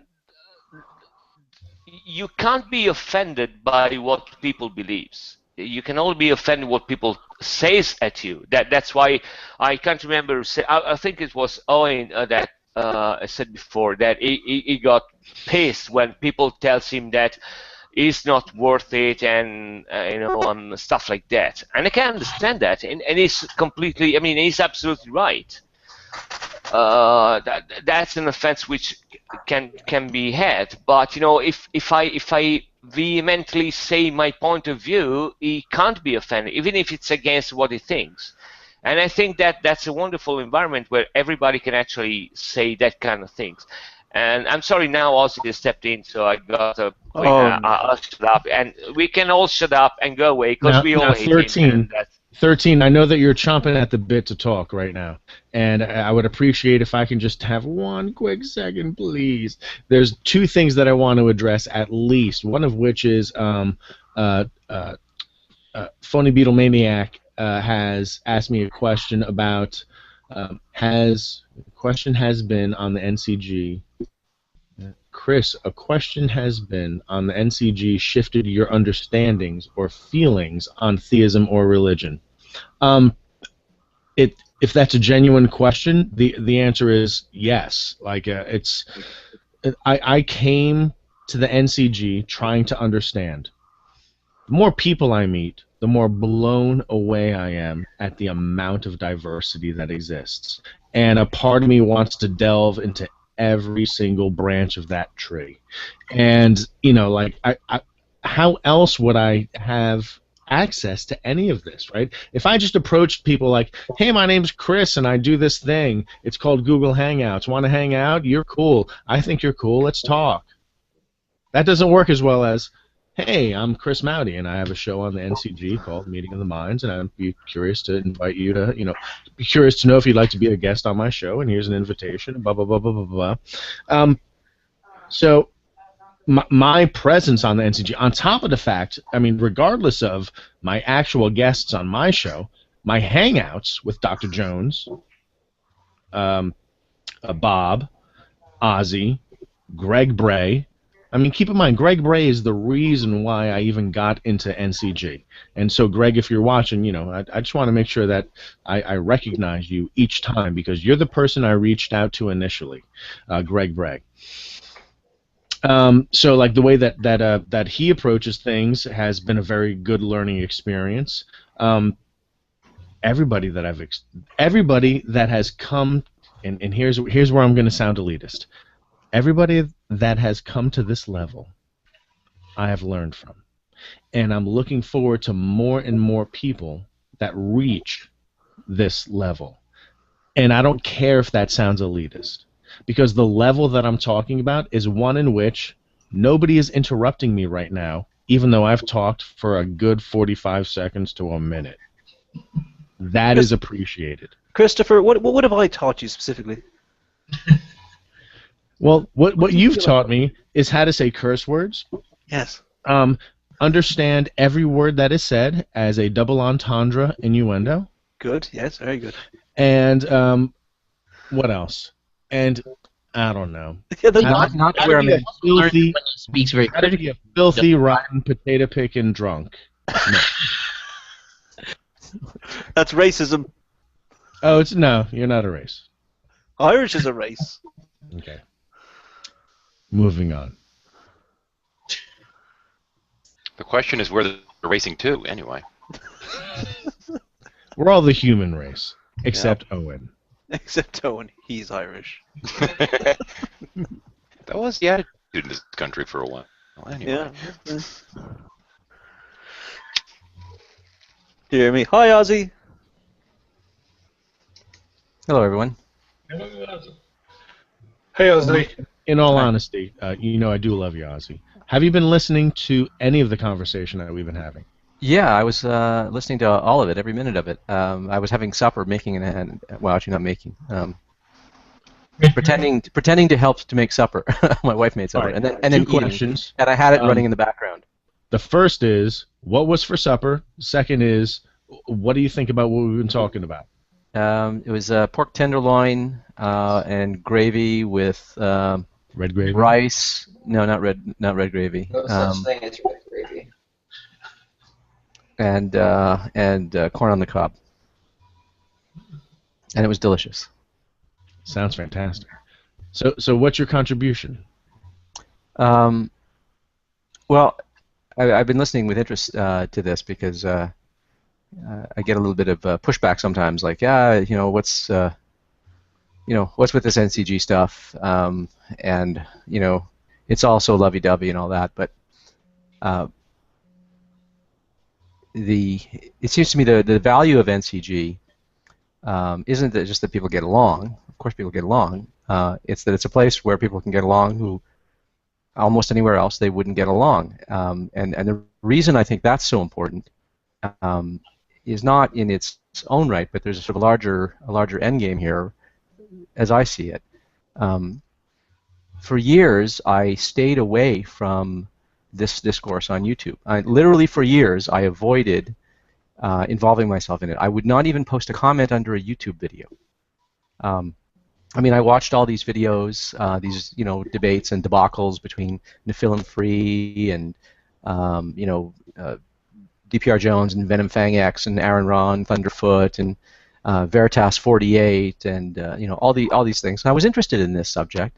I never participated in it because I saw how acrimonious it tended to get. I thought, I don't know that I can stay out of this, that I won't get sucked into this kind of thing, because I feel fairly passionate about it. There's a lot of people who won't involve themselves in these discussions, who have a lot to say and have a lot to think about it and have given it a lot of thought. And there are a lot of people who haven't given it a lot of thought, but who care deeply about it and want to talk about it and have thoughts and want to question their religion and want to question their atheism and want to re-examine their own agnosticism, and they want to have a place where they can talk about these things without feeling attacked. And it isn't because they're weaklings, it's because when people are yelling, they're usually not thinking. And so it is a terrible way to test your own ideas and test the ideas of other people in a shouting match. It is in fact an awful way to critically examine your own ideas or the ideas of another person. So it's important that there be a place where people can have these kinds of discussions. And every once in a while on NCG there's a train wreck, and it draws a lot of views and generates a little bit of attention. Although that ends up being a useful byproduct, I suppose. But I think it's important that we try to keep things as civil as we can muster, because if this is not a place that is reliably civil and receptive to people, even people who we think are just, they're lost causes, either because they're so stridently atheistic or so stridently militantly religious or whatever.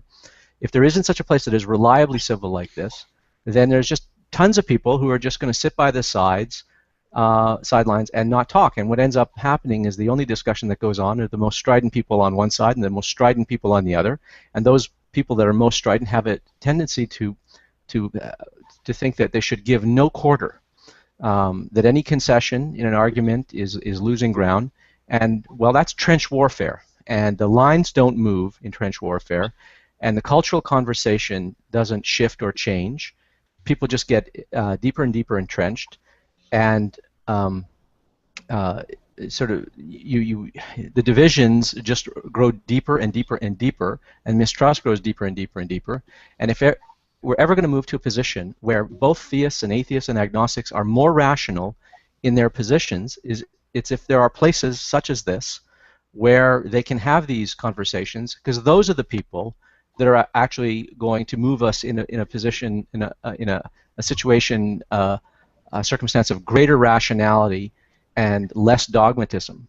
It's the only way it's going to happen, in my view. So I think the sort of the long goal is getting the mass of people who feel caught in the middle, who just think, oh, I don't want to I don't want to dirty myself in this. It's just so vituperative and vitriolic and vinegary and ugly. I don't want to get involved, and they stay out. And I think NCG is a place where people can actually get in there and re-examine their ideas. And I see it all the time on the Cult of Honesty Facebook page. I see people testing out ideas. They literally, oh, here's an idea, and they literally put out an idea there. Sometimes it gets shot down, but I mean, people really do try to keep a lid on things.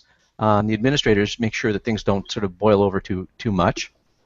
And in our Hangouts, I think that a lot of ideas get tested, and we try to keep each other honest. And tonight, actually, Christopher Mowdy, I thought, did a really good job of holding people's feet to the fire and calling bullshit on people, saying, you know what, I don't think you're living up to the standard that you're recommending right now. And we all fall short of that. Christopher Mowdy has himself been called out once or twice for things where, by his own admission, he realizes, you know, that was a mistake. I shouldn't have done that. And I think that's what's so good and frankly unique on YouTube. We just don't see much of this. So I'm really grateful that NCG is here for that reason, is to get that mass of people who are staying out of the conversation into the conversation, because that mass of people, they tend to be fairly sensible.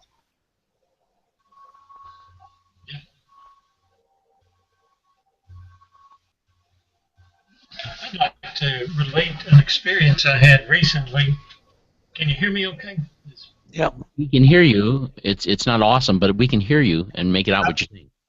I'll try to speak up. I think it has a lot to do with my voice. It doesn't go very far. I'll do my best.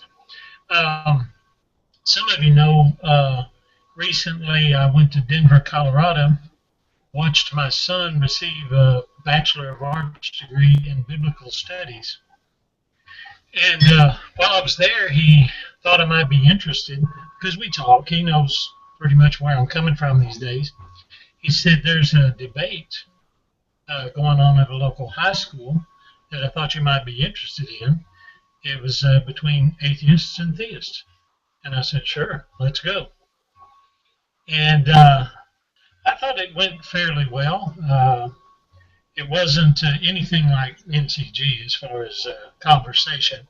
It was more of a debate forum. But afterwards, several people wanted to know my thoughts on it.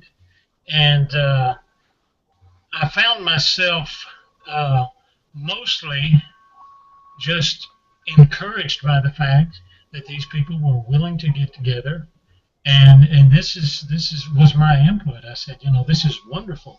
This is what needs to happen more and more. I said, I hope this is not the only time you plan to do this. I hope you plan on getting together more and more. But my real thought was, I really would like for them to see what we're doing on NCG. And I don't think it can be beat. You know, I think that if that had been what had presented to the people rather than what we saw it would bring much better results. Because I found myself, to be honest with you, in somewhat of a neutral position. You know, I thought one side had about as much good to say as the other side did, and so it wasn't me sitting here saying, "Well, I'm a theist, so these guys, I hope they can really present this stuff the way it needs to be presented." I could see value in what was being said from both positions. And I would even go so far as to say that as a theist, which I am, I have found that it has improved my theistic insight, or at least the notions that I entertain, by really listening to the people who object to what I was saying. And that has been far more of an influence in my fine-tuning into something far more comprehensible, far more coherent, and far more in alignment with the observable facts that we share in common. By listening to that, and of course it often caused many people who were within the traditions to feel like, oh, I'm betraying the cause. But I can understand a little bit of why they were a little bit worried, because it has actually caused me to, I've retained my theism, but I've definitely left tradition. I just can't be there anymore. But the changes that I went through were engineered by listening to intelligent, capable people who really had something to say that involved things I hadn't thought of before or dealt with or been honest about or whatever. And it really shaped me. And the truth is, even if we're not going to be winning or losing any kind of argument, which is not the point, we're going to be wouldn't this world be so much better off if we had wonderful atheists and wonderful theists instead of trying to eliminate it one way or the other? We have a little bit less than 40 minutes, so I think we're actually ready for Dr. Jones' first final question.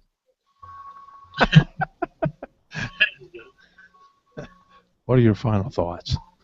Ozzy, thanks for jumping into the conversation tonight. I think that you added so many of the things that needed to be stated.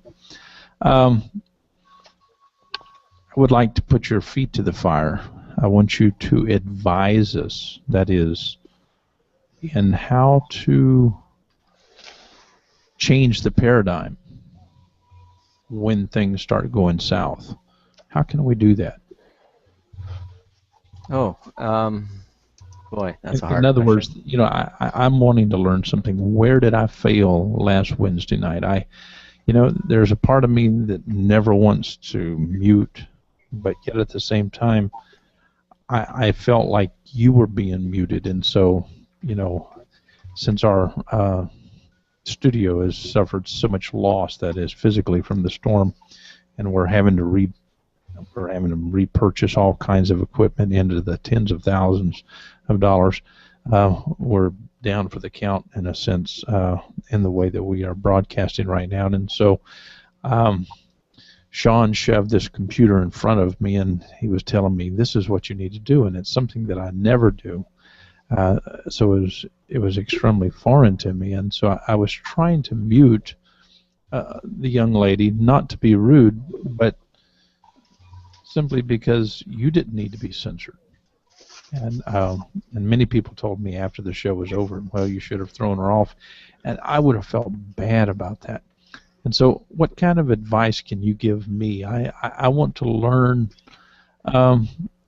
from some of your ideas here and others. I want some discussion going on tonight, because we were having discussions this last week about, should we have a lot more shows with lots of tension in them.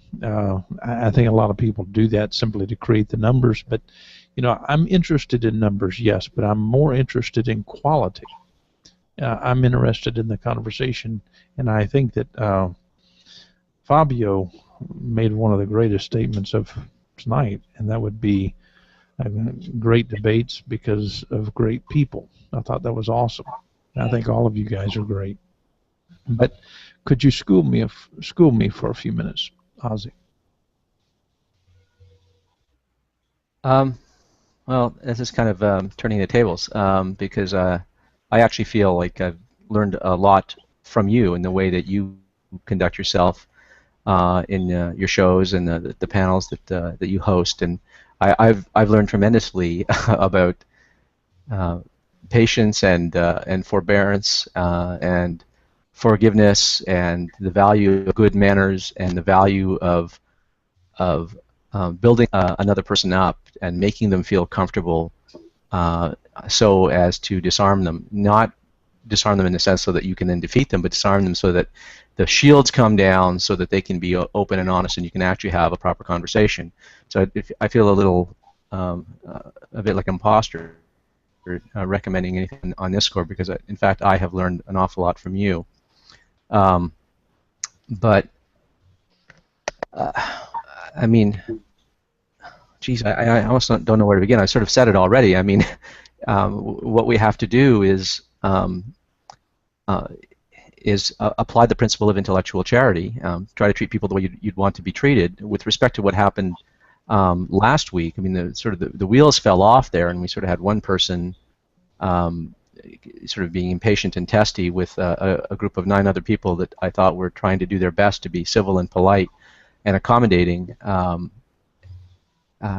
It's very hard to deal with someone when the other person, for whatever reason, matters of their own history, I think, really, feel that they don't have to listen to you because they feel they've heard it all before. That is sort of very common in this conversation. I think that's one of the things that maybe we should take into account is people who've been having these conversations for a long time often feel that they've heard everything before. And as soon as another person opens their mouth, they think, I know exactly where he's going with that. I know exactly where you're going to where this is going to take you. And I don't need to hear the rest of what you're going to say. I know what you're going to say, and I already have in my back pocket the answer, the rejoinder to it. Real quick, Ozzy, I don't mean to interrupt, but the most memorable quote that I remember from the episode you're talking about is you saying, "You can see me from a mile away, but I'll make my point." Yeah. Well, in the end, I didn't quite make the points that I wanted to make, but I tried. But I thought that was sort of me in the heat of the moment trying to diagnose the problem as I saw it. It was a good try. It would have worked with some people. It didn't work that time, but it was a good try, really. Yeah, when people are determined to feel threatened, to feel victimized, there's not much you can do, and I think that's sort of what was going on there. She felt beleaguered, but I think that's because she has been embattled for so long on that particular question that we were discussing, that's what happens. I don't think that she's like that all the time in every discussion. It's impossible. Nobody can get by in the world if they were like that. She was particularly recalcitrant on that day because it was a question that she has argued for years and received quite a bit of heat on, and she thinks she's heard all the arguments and wasn't prepared to listen. But all of us in this discussion, in the great debate, suffer from that to some degree, and we get impatient. And if we can sort of see that in ourselves, we can prevent ourselves from being our own worst enemy and appearing like prevented ourselves from materializing and realizing the worst fears of the other person. So I think that's really important. With respect to sort of managing something like a hangout, sort of technically, I mean, I think you have to try to be fairly gentle. You can't go around muting people all the time and kicking people out all the time. If NCG turned into that kind of place, then it would just be a mess. The only people who'd come in here would be the people who come here knowing that they can throw a tantrum only to get kicked out and then feel vindicated because they managed to get themselves kicked out. There are people who take pride in that. There are people who literally declare victory when they provoke people deliberately. They needle them or they insult them or they behave in passive-aggressive ways and get themselves kicked out or muted or silenced or shouted at. And then they crow. Oh, look how irrational the other person is. Look at them. They insulted me. Or look at them. They had to silence me. Right? Sorry? They're called children. The people that are on like the playground and don't quite know what the rules of social engagement are and will provoke somebody to evoke a certain response and then claim victory and then kick dirt in their face, and yeah, this is what children do. Guess what we're not? Children. Right. Come Yeah. on. So I think that's the way we have to go. We just have to try to model the kind of conversations that we want to have, and if every once in a while someone just sort of steamrolls over us, well, who looks foolish in that conversation to any onlooker, right? So I'm actually rather proud of the fact that there were 9 people in that hangout trying their with all their might to be polite, to be civil, to be cordial, to hear the other person, and while at the same time press their points, and being steamrolled over. I don't think anyone was impressed with that other person, and I think you can discredit yourself by that kind of behavior, and I think it redounded to our credit that we managed not to succumb to that. I mean, 9 people not doing that. I thought that was that was a victory. So I don't think there was anything that Dr. Jones needed to learn on that score. I thought that went actually very well. It's not going to happen every time that someone's going to be like that. Most of our conversations are perfectly civil, and we've had testy, heated conversations. I mean, you know, Bob, Greg, Nick Cunningham, and I had a hangout not that long ago, and you know, the temperature was rising in the room, but it was interesting and it was rewarding, and we came away respecting each other and understanding each other better. I mean, I think it was worthwhile for everyone who watched it. I mean, I've certainly gotten a lot of positive feedback about that discussion. So, you know, they don't have to be bloodless conversations just because no one's throwing a tantrum. 13. Before we throw it to you, real quick, I know Gary has something. He had his finger up a little while ago. I'd like to hear what Gary has to say. Yeah, Gary, go. I was going to say to Dr. Jones, I don't think there's much you could have done, because I think the individual in question has a lot of personal investment in that argument, and as such, I don't think she really likes to hear rebuttal of it, even if it's reasonable. Now, the point is that I think what you were saying to her was reasonable, but she has so much personal attachment to that argument because it's so important that things that are not theist are atheist, because that puts atheist in the quote-unquote default position. Now, I've never believed that. I don't think that babies or inanimate objects are atheists anymore because they don't really have sentience in order to be able to comprehend, you know, complex metaphysical propositions. And as such, I found that position rather irksome. And I think the problem is that when somebody presented that position to her, I don't think she was willing to listen to any position other than her own, because she's just got a lot of investment in developing that position and forcing it upon society. And, you know, whether that would be whether that'll take, as Bob was trying to get through last week, we don't know. We can't predict these things. But I think that the problems that with her position were presented very fully, in that I think atheists are a lot better than that, which is that I think that atheists are more coherently intelligent than, oh, well, you know, it's just a default. Well, I think that atheists are willing to justify their position just as theists are. And I think that the problem is that when we get down to it, nobody really has the default, because the default is knowing nothing. And I think we all know something to a certain degree. And I think that, Dr. Jones, you couldn't have done anything more than what you did, which is try to be fair to everybody. And I think that that's the way you should continue to be. I don't think necessarily that you should change your style, but maybe be more, I don't know, maybe be more attentive to the way maybe the tone changes or the way some people are. Because some people are very alpha personality-wise, in that they like to dictate the conversation or take over a conversation, especially when it's on a certain topic.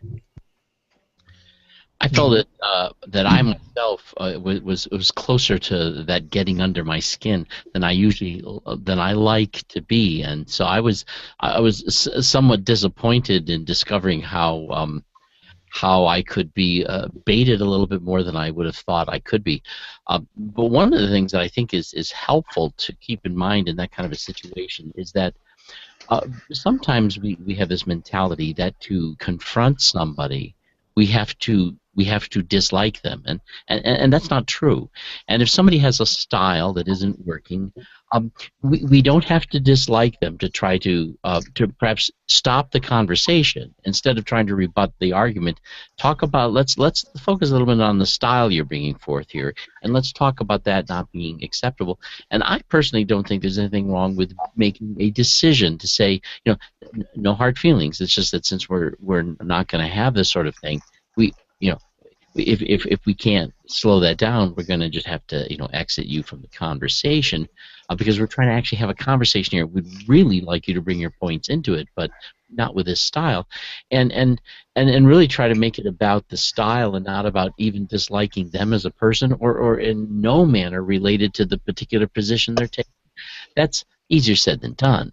But I do think I was really stunned when she was forbidding Ozzy to speak, and then Ozzy finally comes to this realization that there's nothing for him to say because why say it? It has no use value in the context, and that just stunned me that somebody who has offered as many wonderful things to say as Ozzy has could be put into a position where there's nothing for him to say right now, not because he doesn't have anything worthwhile saying, but it ain't gonna work.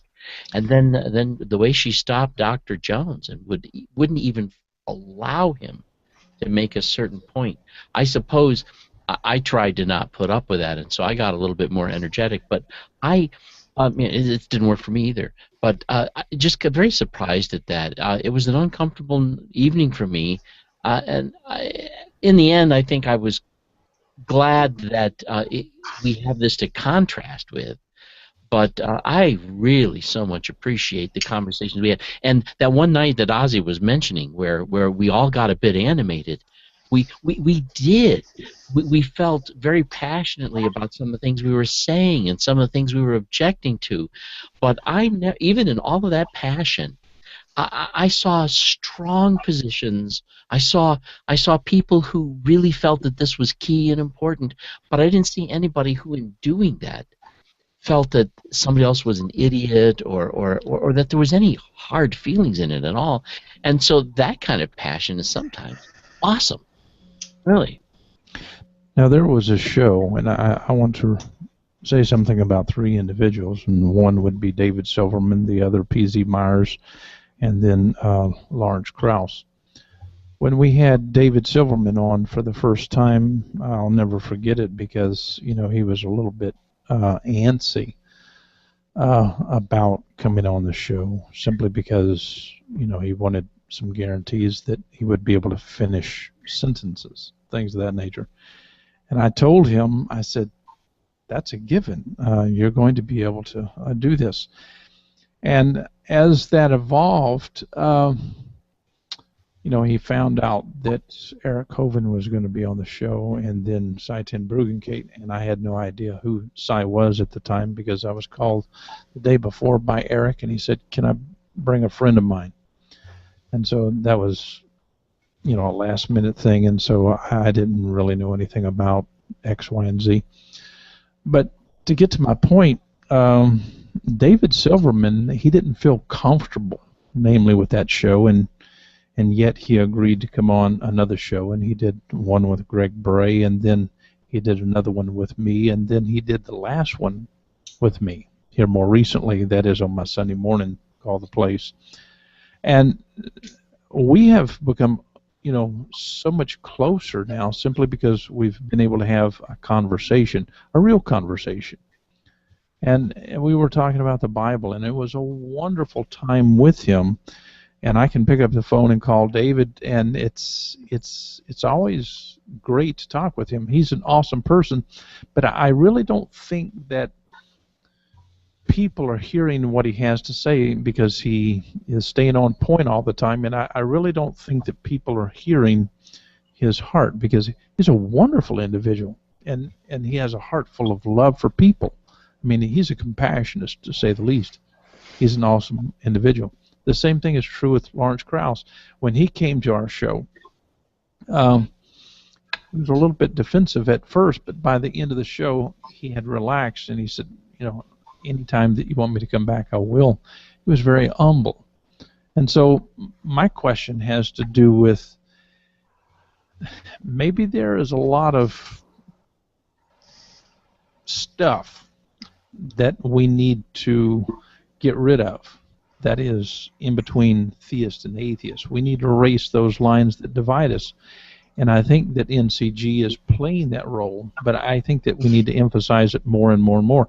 I think that what Christopher Mouty keeps doing, he keeps trying to erase all kinds of lines, and it's wonderful. And I love his approach because, you know, you can always tell that he's taking this psychological approach. And I was going to ask him at the beginning of the show, he started getting into one particular thing, and I wanted to know the psychology behind, you know, X, Y, and Z, and that would have been wonderful because, you know, he's brilliant in that context, and I would have been so blessed to hear that. But hopefully, you know, you guys can understand what I'm talking about. We have people who come to the show who are atheists, major league players in the atheist movement, and they really don't want to be, you know, put on the spot or trapped or cornered. And maybe it's because they are in most venues. And so what can we do to change the atmosphere about that other than what we're doing? Well, if I can step in here for a moment, because actually I had a little bit of a point of contention on the last discussion we were having, the last little bit there. Dr. Jones, you're a great guy. You're full of love and compassion and all this other stuff, but I want to kind of direct this at you. Because love and compassion are wonderful, but there's a time to lower the proverbial gavel. There are occasions when that compassion will be taken advantage of.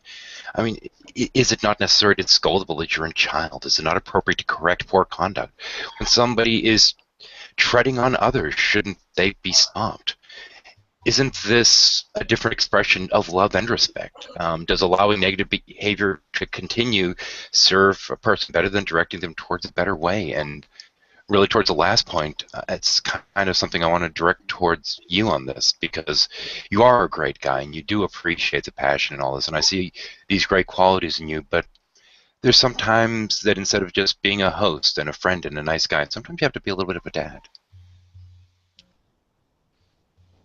You know, I can understand where you're coming from. You know, raising as many children as we have, it's been a challenge.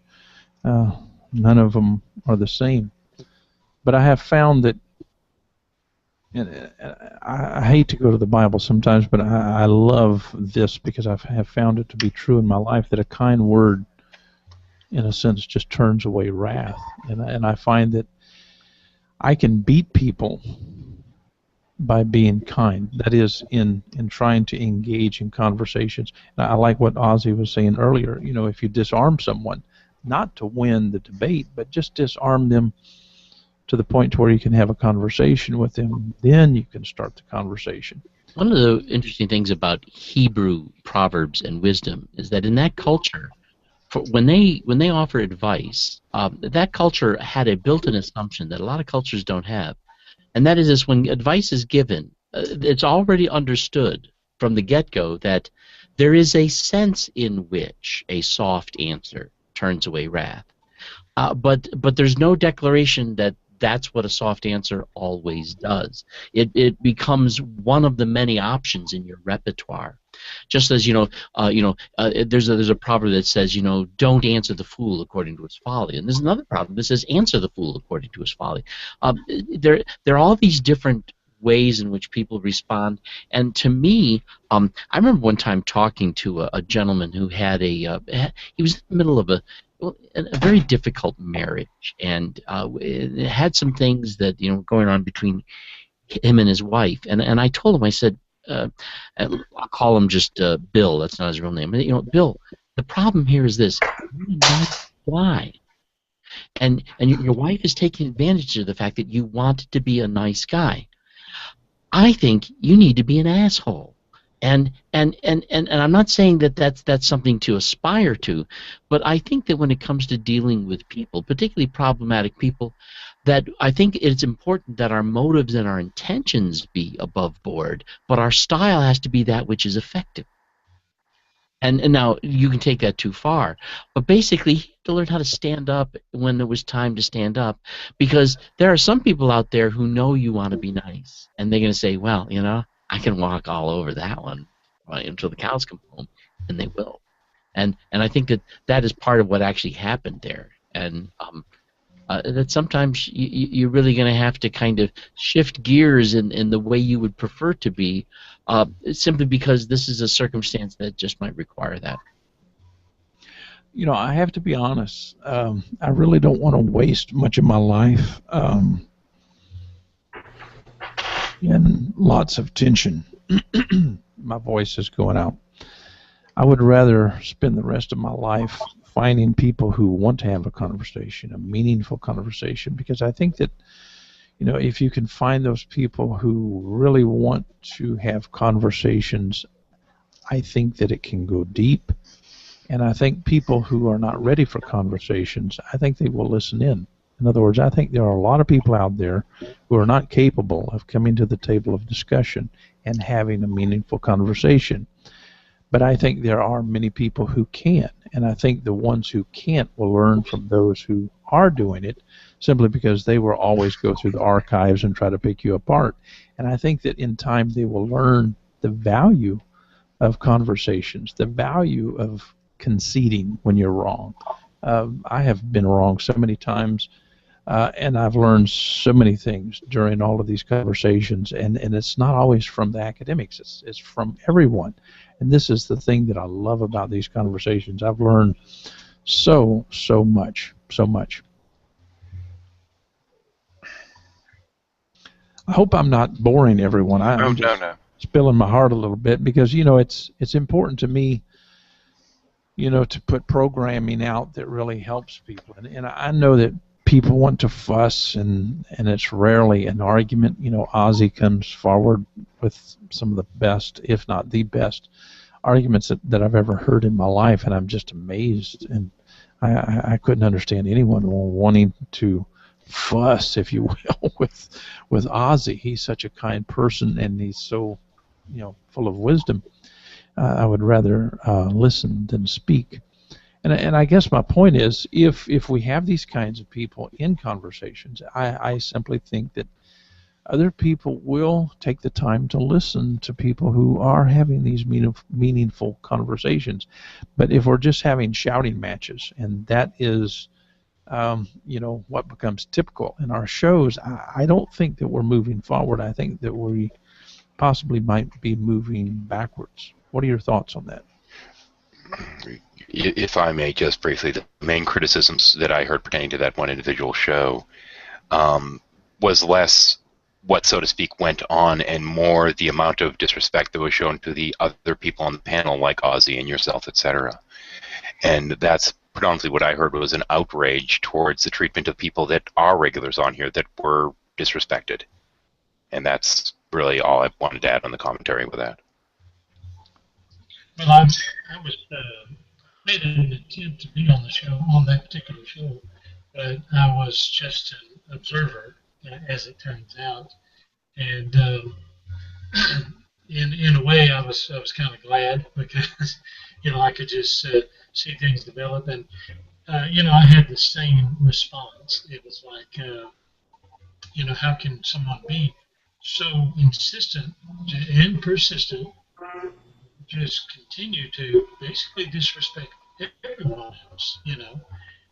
Why not back away and say, okay, well, I'm not changing my position, but I'm not going to run it into the ground. You know, I'll just be quiet and, you know, hear what somebody else has to say, and maybe someday you'll come around and see my way, you know. But there comes a point when anyone should say, you know, by my insistence and by my loud talk, by my interrupting, I'm not getting anywhere.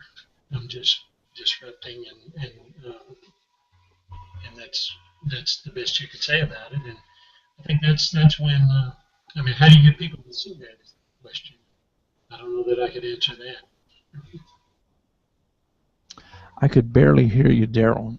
We're going to have to wrap it up. We have 11 minutes left. And Owen, why don't you give me your final thoughts? I mean, by the way, I've watched some of your programming on your YouTube channel. Oh no. And I've loved some of your shows. I mean, you guys know how to cut up and have fun. We need to come to Pensacola. We need some of that. It's on the cards. So actually, no, it has been on the cards. So my roommate and I are heading up to work. We've been talking about a trip to New Orleans for quite a while, and Pensacola's on the way to New Orleans. So we're like, we have to swing by Pensacola. There's no reason the world we wouldn't. So yeah, my final thoughts. God, you know, I've always felt so privileged to be here because I've always kind of felt I'm the average Joe in the room, and that's for me. That's a big thing that the NCG does. Is it makes you feel how important your opinion can be, and makes you appreciate even the things that you have to say, and encourages you to listen. And there's no reason in the world why this place has to fall into what everyone else is doing.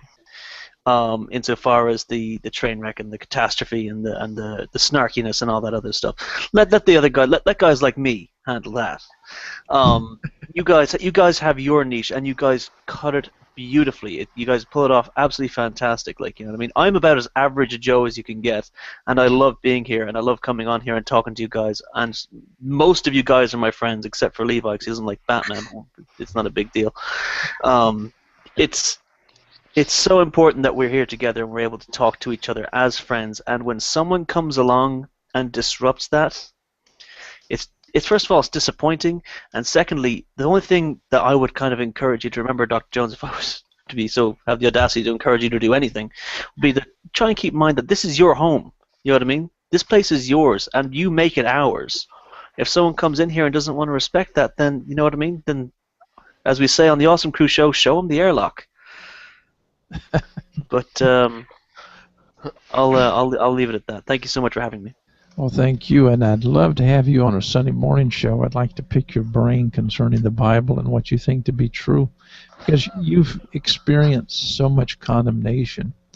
I would enjoy you letting all of your conclusions concerning the Bible come out. I probably would agree with most of them, if not all of them. And we'll have you on the Awesome Crew show one day yet. Don't worry about that. Sounds good. We'll make room for you. Sounds good. Fabio, talk to me. Yeah. Well, I've listened to Ozzy, and I listened to Owen now, and to 13 before, and I mean I can understand their points. After last week after the show, I talked a little bit with Levi, and we strangely, I mean, we both were in the same situation where we mostly taken away from what happened, and we just were, okay, where am I? But having said that, you know, I gave a lot of thought to what happened, and even thanking to the people which talked tonight, I think that my main point is the one I made before, that basically there is a lot of people which talk a lot. I mean, talk sometimes is so cheap, but you know, there is only some of them which are able to walk the talk. Now, I think that in behaving like we did last time, we actually showed that we walk the talk. I mean, it's not difficult to set a standard. It's really easy. I mean, you can write it down and it's okay, but it's way tougher to follow the standard that you set. And I think that last week we followed that standard, and it's a high one, it's a tough one, and that standard doesn't have a proper way in replying to things that happen like that. Now, do you have to ditch that standard because of that? I don't think so. I think that we need wonderful statements and arguments in here, but I think it's vital if we want to make a difference, and that's the main point, to show that our personal experience and current behavior is what we say and state. I mean, walk the talk it's what makes the difference in these hangouts. And I understand that it's frustrating sometimes because we don't have the proper weapon to face those situations. But I don't think that it's worth the effort. I mean, changing that standards because of what happened, I don't think it's worth it. I mean, we will end up with like any other show and any other bunch of people, shouting at each other. And honestly, I can do without it. I mean, I'll be honest. Sounds good. I agree with you. 13 Heathens, what are your final thoughts? Oh, I always love it when you give me time to write up a quick script. By the way, you're great at writing. You need to publish a book soon. Don't get me on that. Come on. It's important to showcase the good, the bad, and the ugly. Religious and non-religious ideals can teach, enlighten, or terrify, as much as any other social construct can. The way the mind works is fascinating. But how can you love your brothers and sisters if you don't permit yourselves to understand them first? That's what I want. I want to understand, while challenging some of my own dogmas. I can do that. No, we can do that here. I'd argue, somewhat dogmatically, that we must do that somewhere. All of us. There are so few places which are neutral ground, so we need places like this, all of us do, where we can seek shelter from the proverbial storms that trouble us through life. Some place where we can stop arguing with those people that are wrong on the internet, and sit back and wonder, might I be one of them? That's good. Write some books. Hint. Yeah, I'll talk to you about that after the show. Okay. Gary Hall, I've heard you talk about God a little bit. At some point, I would like for you to unpack a bit and talk a little bit more about what you think to be true concerning God. Maybe you can come on and do a one-on-one with me. That would be fun. What are your final thoughts? Yeah, sure. I'd love to do it with you, Dr. Jones. I disagree with you sometimes, but I'll disagree with you civilly. I disagree with myself. But I disagree with myself sometimes. Yeah, go for it. But yeah, I think that it would be interesting for people to hear. I mean, people, if you want to know my opinions on things, Dr. Jones, I've got a channel in which I do videos. Sometimes they're a bit sweary, sometimes they're a bit. But sometimes I try and make decent points on them. But yeah.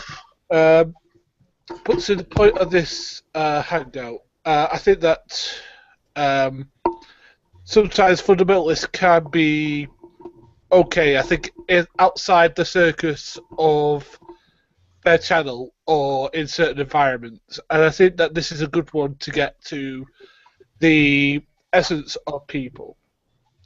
And I think that's why, because as I said, the hangout that I liked the most was the one you had with G-Man, because that G-Man that I saw in there was, he was intelligent, he was thoughtful, he was, he was having a dialogue, and it seemed that he was giving up the character of G-Man, and he was being a thoughtful human being, whereas Brilliant Dance was being the opposite. She was being the Brilliant Dance that she is online. And I think the problem is that maybe she saw this program as the same sort of theatre that she has in her own hangouts, and I think sometimes that can be a problem. Again, when I'm on these hangouts, I'm basically myself. The only difference between me in real life and me on here is that I'm much shyer in real life than I am here. Daryl. Yeah, I'll try to speak up and I'll try to get this microphone thing corrected. But first of all, I want to say to Owen, average is good.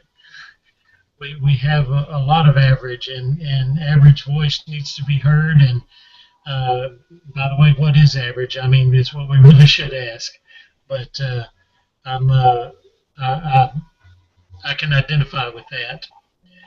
But what I would like to say as my final thought is I think what I enjoy most personally about NCG and what we do here is as I listen and as I can see the faces, the ones who are speaking, I see people that count, that matter, that have valuable things to say. And what is so wonderful about that to me personally is I've not always had this view. I mean, it used to would matter to me, well, does this person believe in God? Does this person believe like I believe? And I had a list of criteria that had to be met before it was even important to me. But now I just enjoy good company, if you will. And that's what we have here. And it's such a wonderful place to be. And I guess I'll just leave it at that. Thank you very much, Daryl. You remind me of the Holy Spirit with your background and everything. Awesome. Yeah. Yeah. I Levi. know it. Levi, what are your thoughts? Got a few thoughts. First off, in regards to Batman, it's not that I hate Batman. It's just like there are some assumptions about God we have to deal with. There are some assumptions about Batman that I think we need to deal with and that we need to straighten out before we elevate him to this level. I'm just saying there's some things we need to deal with. You and me, big boy. You and me. We're gonna do it. There's just some things that are wrong about that. The NCG. The thing about the NCG that is different is that from the outset, it's about unity, and that's hard for a lot of people because most times we are defined, and groups are defined by what they're against, not really what they're for. And so we're already kind of starting off on a strange foot by saying this is what we're for rather than this is what we're against. But it kind of reminds me of the parable of the mustard seed. At first it seems insignificant, it seems small, it can be ignored, and when it's planted, it starts doing its work, but it's not really noticeable at first. But then by the end, you got this beautiful tree there. When people need some shade, the NCG can be that shady tree. And I think that as people get tired of debating what they're going to be looking for, like me, I get tired of arguing. And I'm at the point now where, I really just I don't have the energy anymore to do it. It bores me. I'm more interested in people and people's ideas and not really refuting their ideas. And I think as people get tired of arguing and they're looking for something more in life, they'll find that this little unity thing, this peace thing, this coming together thing is really beautiful. And so I love it. And every once in a while, you're going to have a bird in the tree that's going to crap on the people sitting underneath it. But that just goes with the territory. Well put. Well put. Ozzy, what are your final thoughts?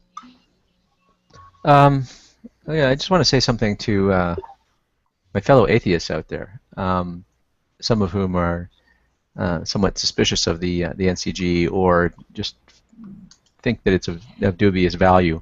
If there's anything that those of us who identify ourselves as atheists suffer from, it's bad PR. It's the view that we're all bitter and angry and irrational and perpetually pissed off and hate-filled. And unfortunately, there's plenty of people out there making videos and doing hangouts, and who live up to the sort of the worst nightmares and stereotypes of what atheists are like. And the nice thing about the people who participate in these discussions at NCG who are atheists is that they can be fairly strong in their atheism. I mean, I have been variously described as a militant atheist and an anti-theist. I think actually I am an anti-theist under some definitions. I'm not someone who just lacks a belief in God. I think I will flatly assert I think there's no God, and I can tell you my reasons. And I don't have to hide that fact. I don't have to pretend that I think that maybe the other side is making as much sense as me. No, I obviously hold the position that I do because I think I'm making more sense on this question. If I didn't think that, I wouldn't hold the position that I hold. No one is muzzling me. No one is stifling me. But a way to combat this pernicious stereotype about people who don't believe in gods is to actually show that you can be civil and be rational and advance your position and treat other people respectfully. one thing I hear again and again is, atheists hate theists. They hate God and they hate religion. Well, some of us do. Some hate some religion and theologies. I think are hateful and worthy of despising. But that doesn't mean that you have to hate every religious person who espouses those things. I have conversations all the time. There are all kinds of theists that we can have conversations with. I have conversations with Gary here, with Epicurus A. Greek. I have conversations with Matt Bell. I have conversations with Nate Cunningham. I've had conversations with Losoyo, and just tons of other people. Shanna, who's a deist, and I mean, there's all kinds of people that I have conversations with in Hangouts, not just on NCG, elsewhere, and I treat them with respect. They treat me with respect, and so when I hear this pernicious lie that atheists hate all theists, it seems to me that what we need is more people who can have and will dare to have civil conversations with people that they don't agree with, and not be mamby-pamby about it, but actually argue their positions and hold their positions, argue for their positions, not simply denounce the other people. And if you can do that, that can do an awful lot to remediate the reputation that non-believers have and break the stereotype. If you don't break the stereotype and live up to the stereotype, stop expecting people to think the stereotype is wrong. You've got no business thinking that the stereotype, or you've got no business thinking that other people should expect the stereotype to be wrong if you're living up to it and you're recommending that people live up to it. So that would be sort of my plea to non-believers out there who are sort of critical of NCG and what we do and what we're trying to achieve here. I think that we are, in fact, doing an awful lot to remediate the reputation of non-believers, those of us who are non-believers here at NCG. Thanks. Excellent points, excellent points. Bob, I'm going to give it to you. Give your final thoughts and close this show. Well, this has been a far more enjoyable discussion than one we had a while back. I'm glad we have each of the voices here, and I can tell you that I certainly have learned from many of the people here, and even not just learn things, but sometimes you learn something and you hold on to it kind of loosely, and then along comes somebody who says something and it confirms for you so that you can actually feel better about holding on to it, even with greater firmness and greater certainty. And I find that many times that happens here. I like the civil discourse. I like the fact that we are free to have that. I'm even interested in, if I can, I'm experimenting with the idea. I don't know how well it would work, but of taking one of my shows that I do and really trying to bring in some theists to talk about issues among theists, where we try to raise the bar of the quality of our thinking as theists within that show. Just so that there's something also at NCG where so that we can be all over the place, as Christopher Malte was talking when we first got started, that we have different shows that have different flavors, whether it's Meeting of the Minds or Clash Course or these hangouts where we try to bring everyone together. So we just got to keep on doing this and keep keeping on.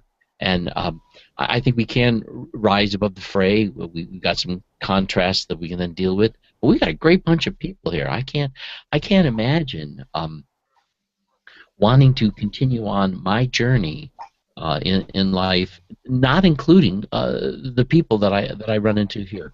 It's just that's this is for me part of what makes my life wonderful. And I'm 62. I enjoy what we're doing here, and this is some of my best times that I have. That might be a revealing thing to say. We love you too, Bob. We love you too. Would it be safe to say that we're building relationships here at NCG and elsewhere on YouTube? Yes. I mean, this is brotherliness. This is humanity. This is our fellow man. These are the people who. I tell you what, there's nothing. If anything were to happen in anybody's life here that was difficult or critical, I care. I want to know about it, and you'd have friends and people who would be supportive or whatever, and we're building friendships here to where it is because who we are as people, and in a manner that has absolutely nothing to do with what various different propositions we genuinely and sincerely hold to, and I think we find a lot of value in it. In fact, I would say there's more value in our being human and together than there is in what we think. I agree. With that said, the show is over. Thank you for your time. Good.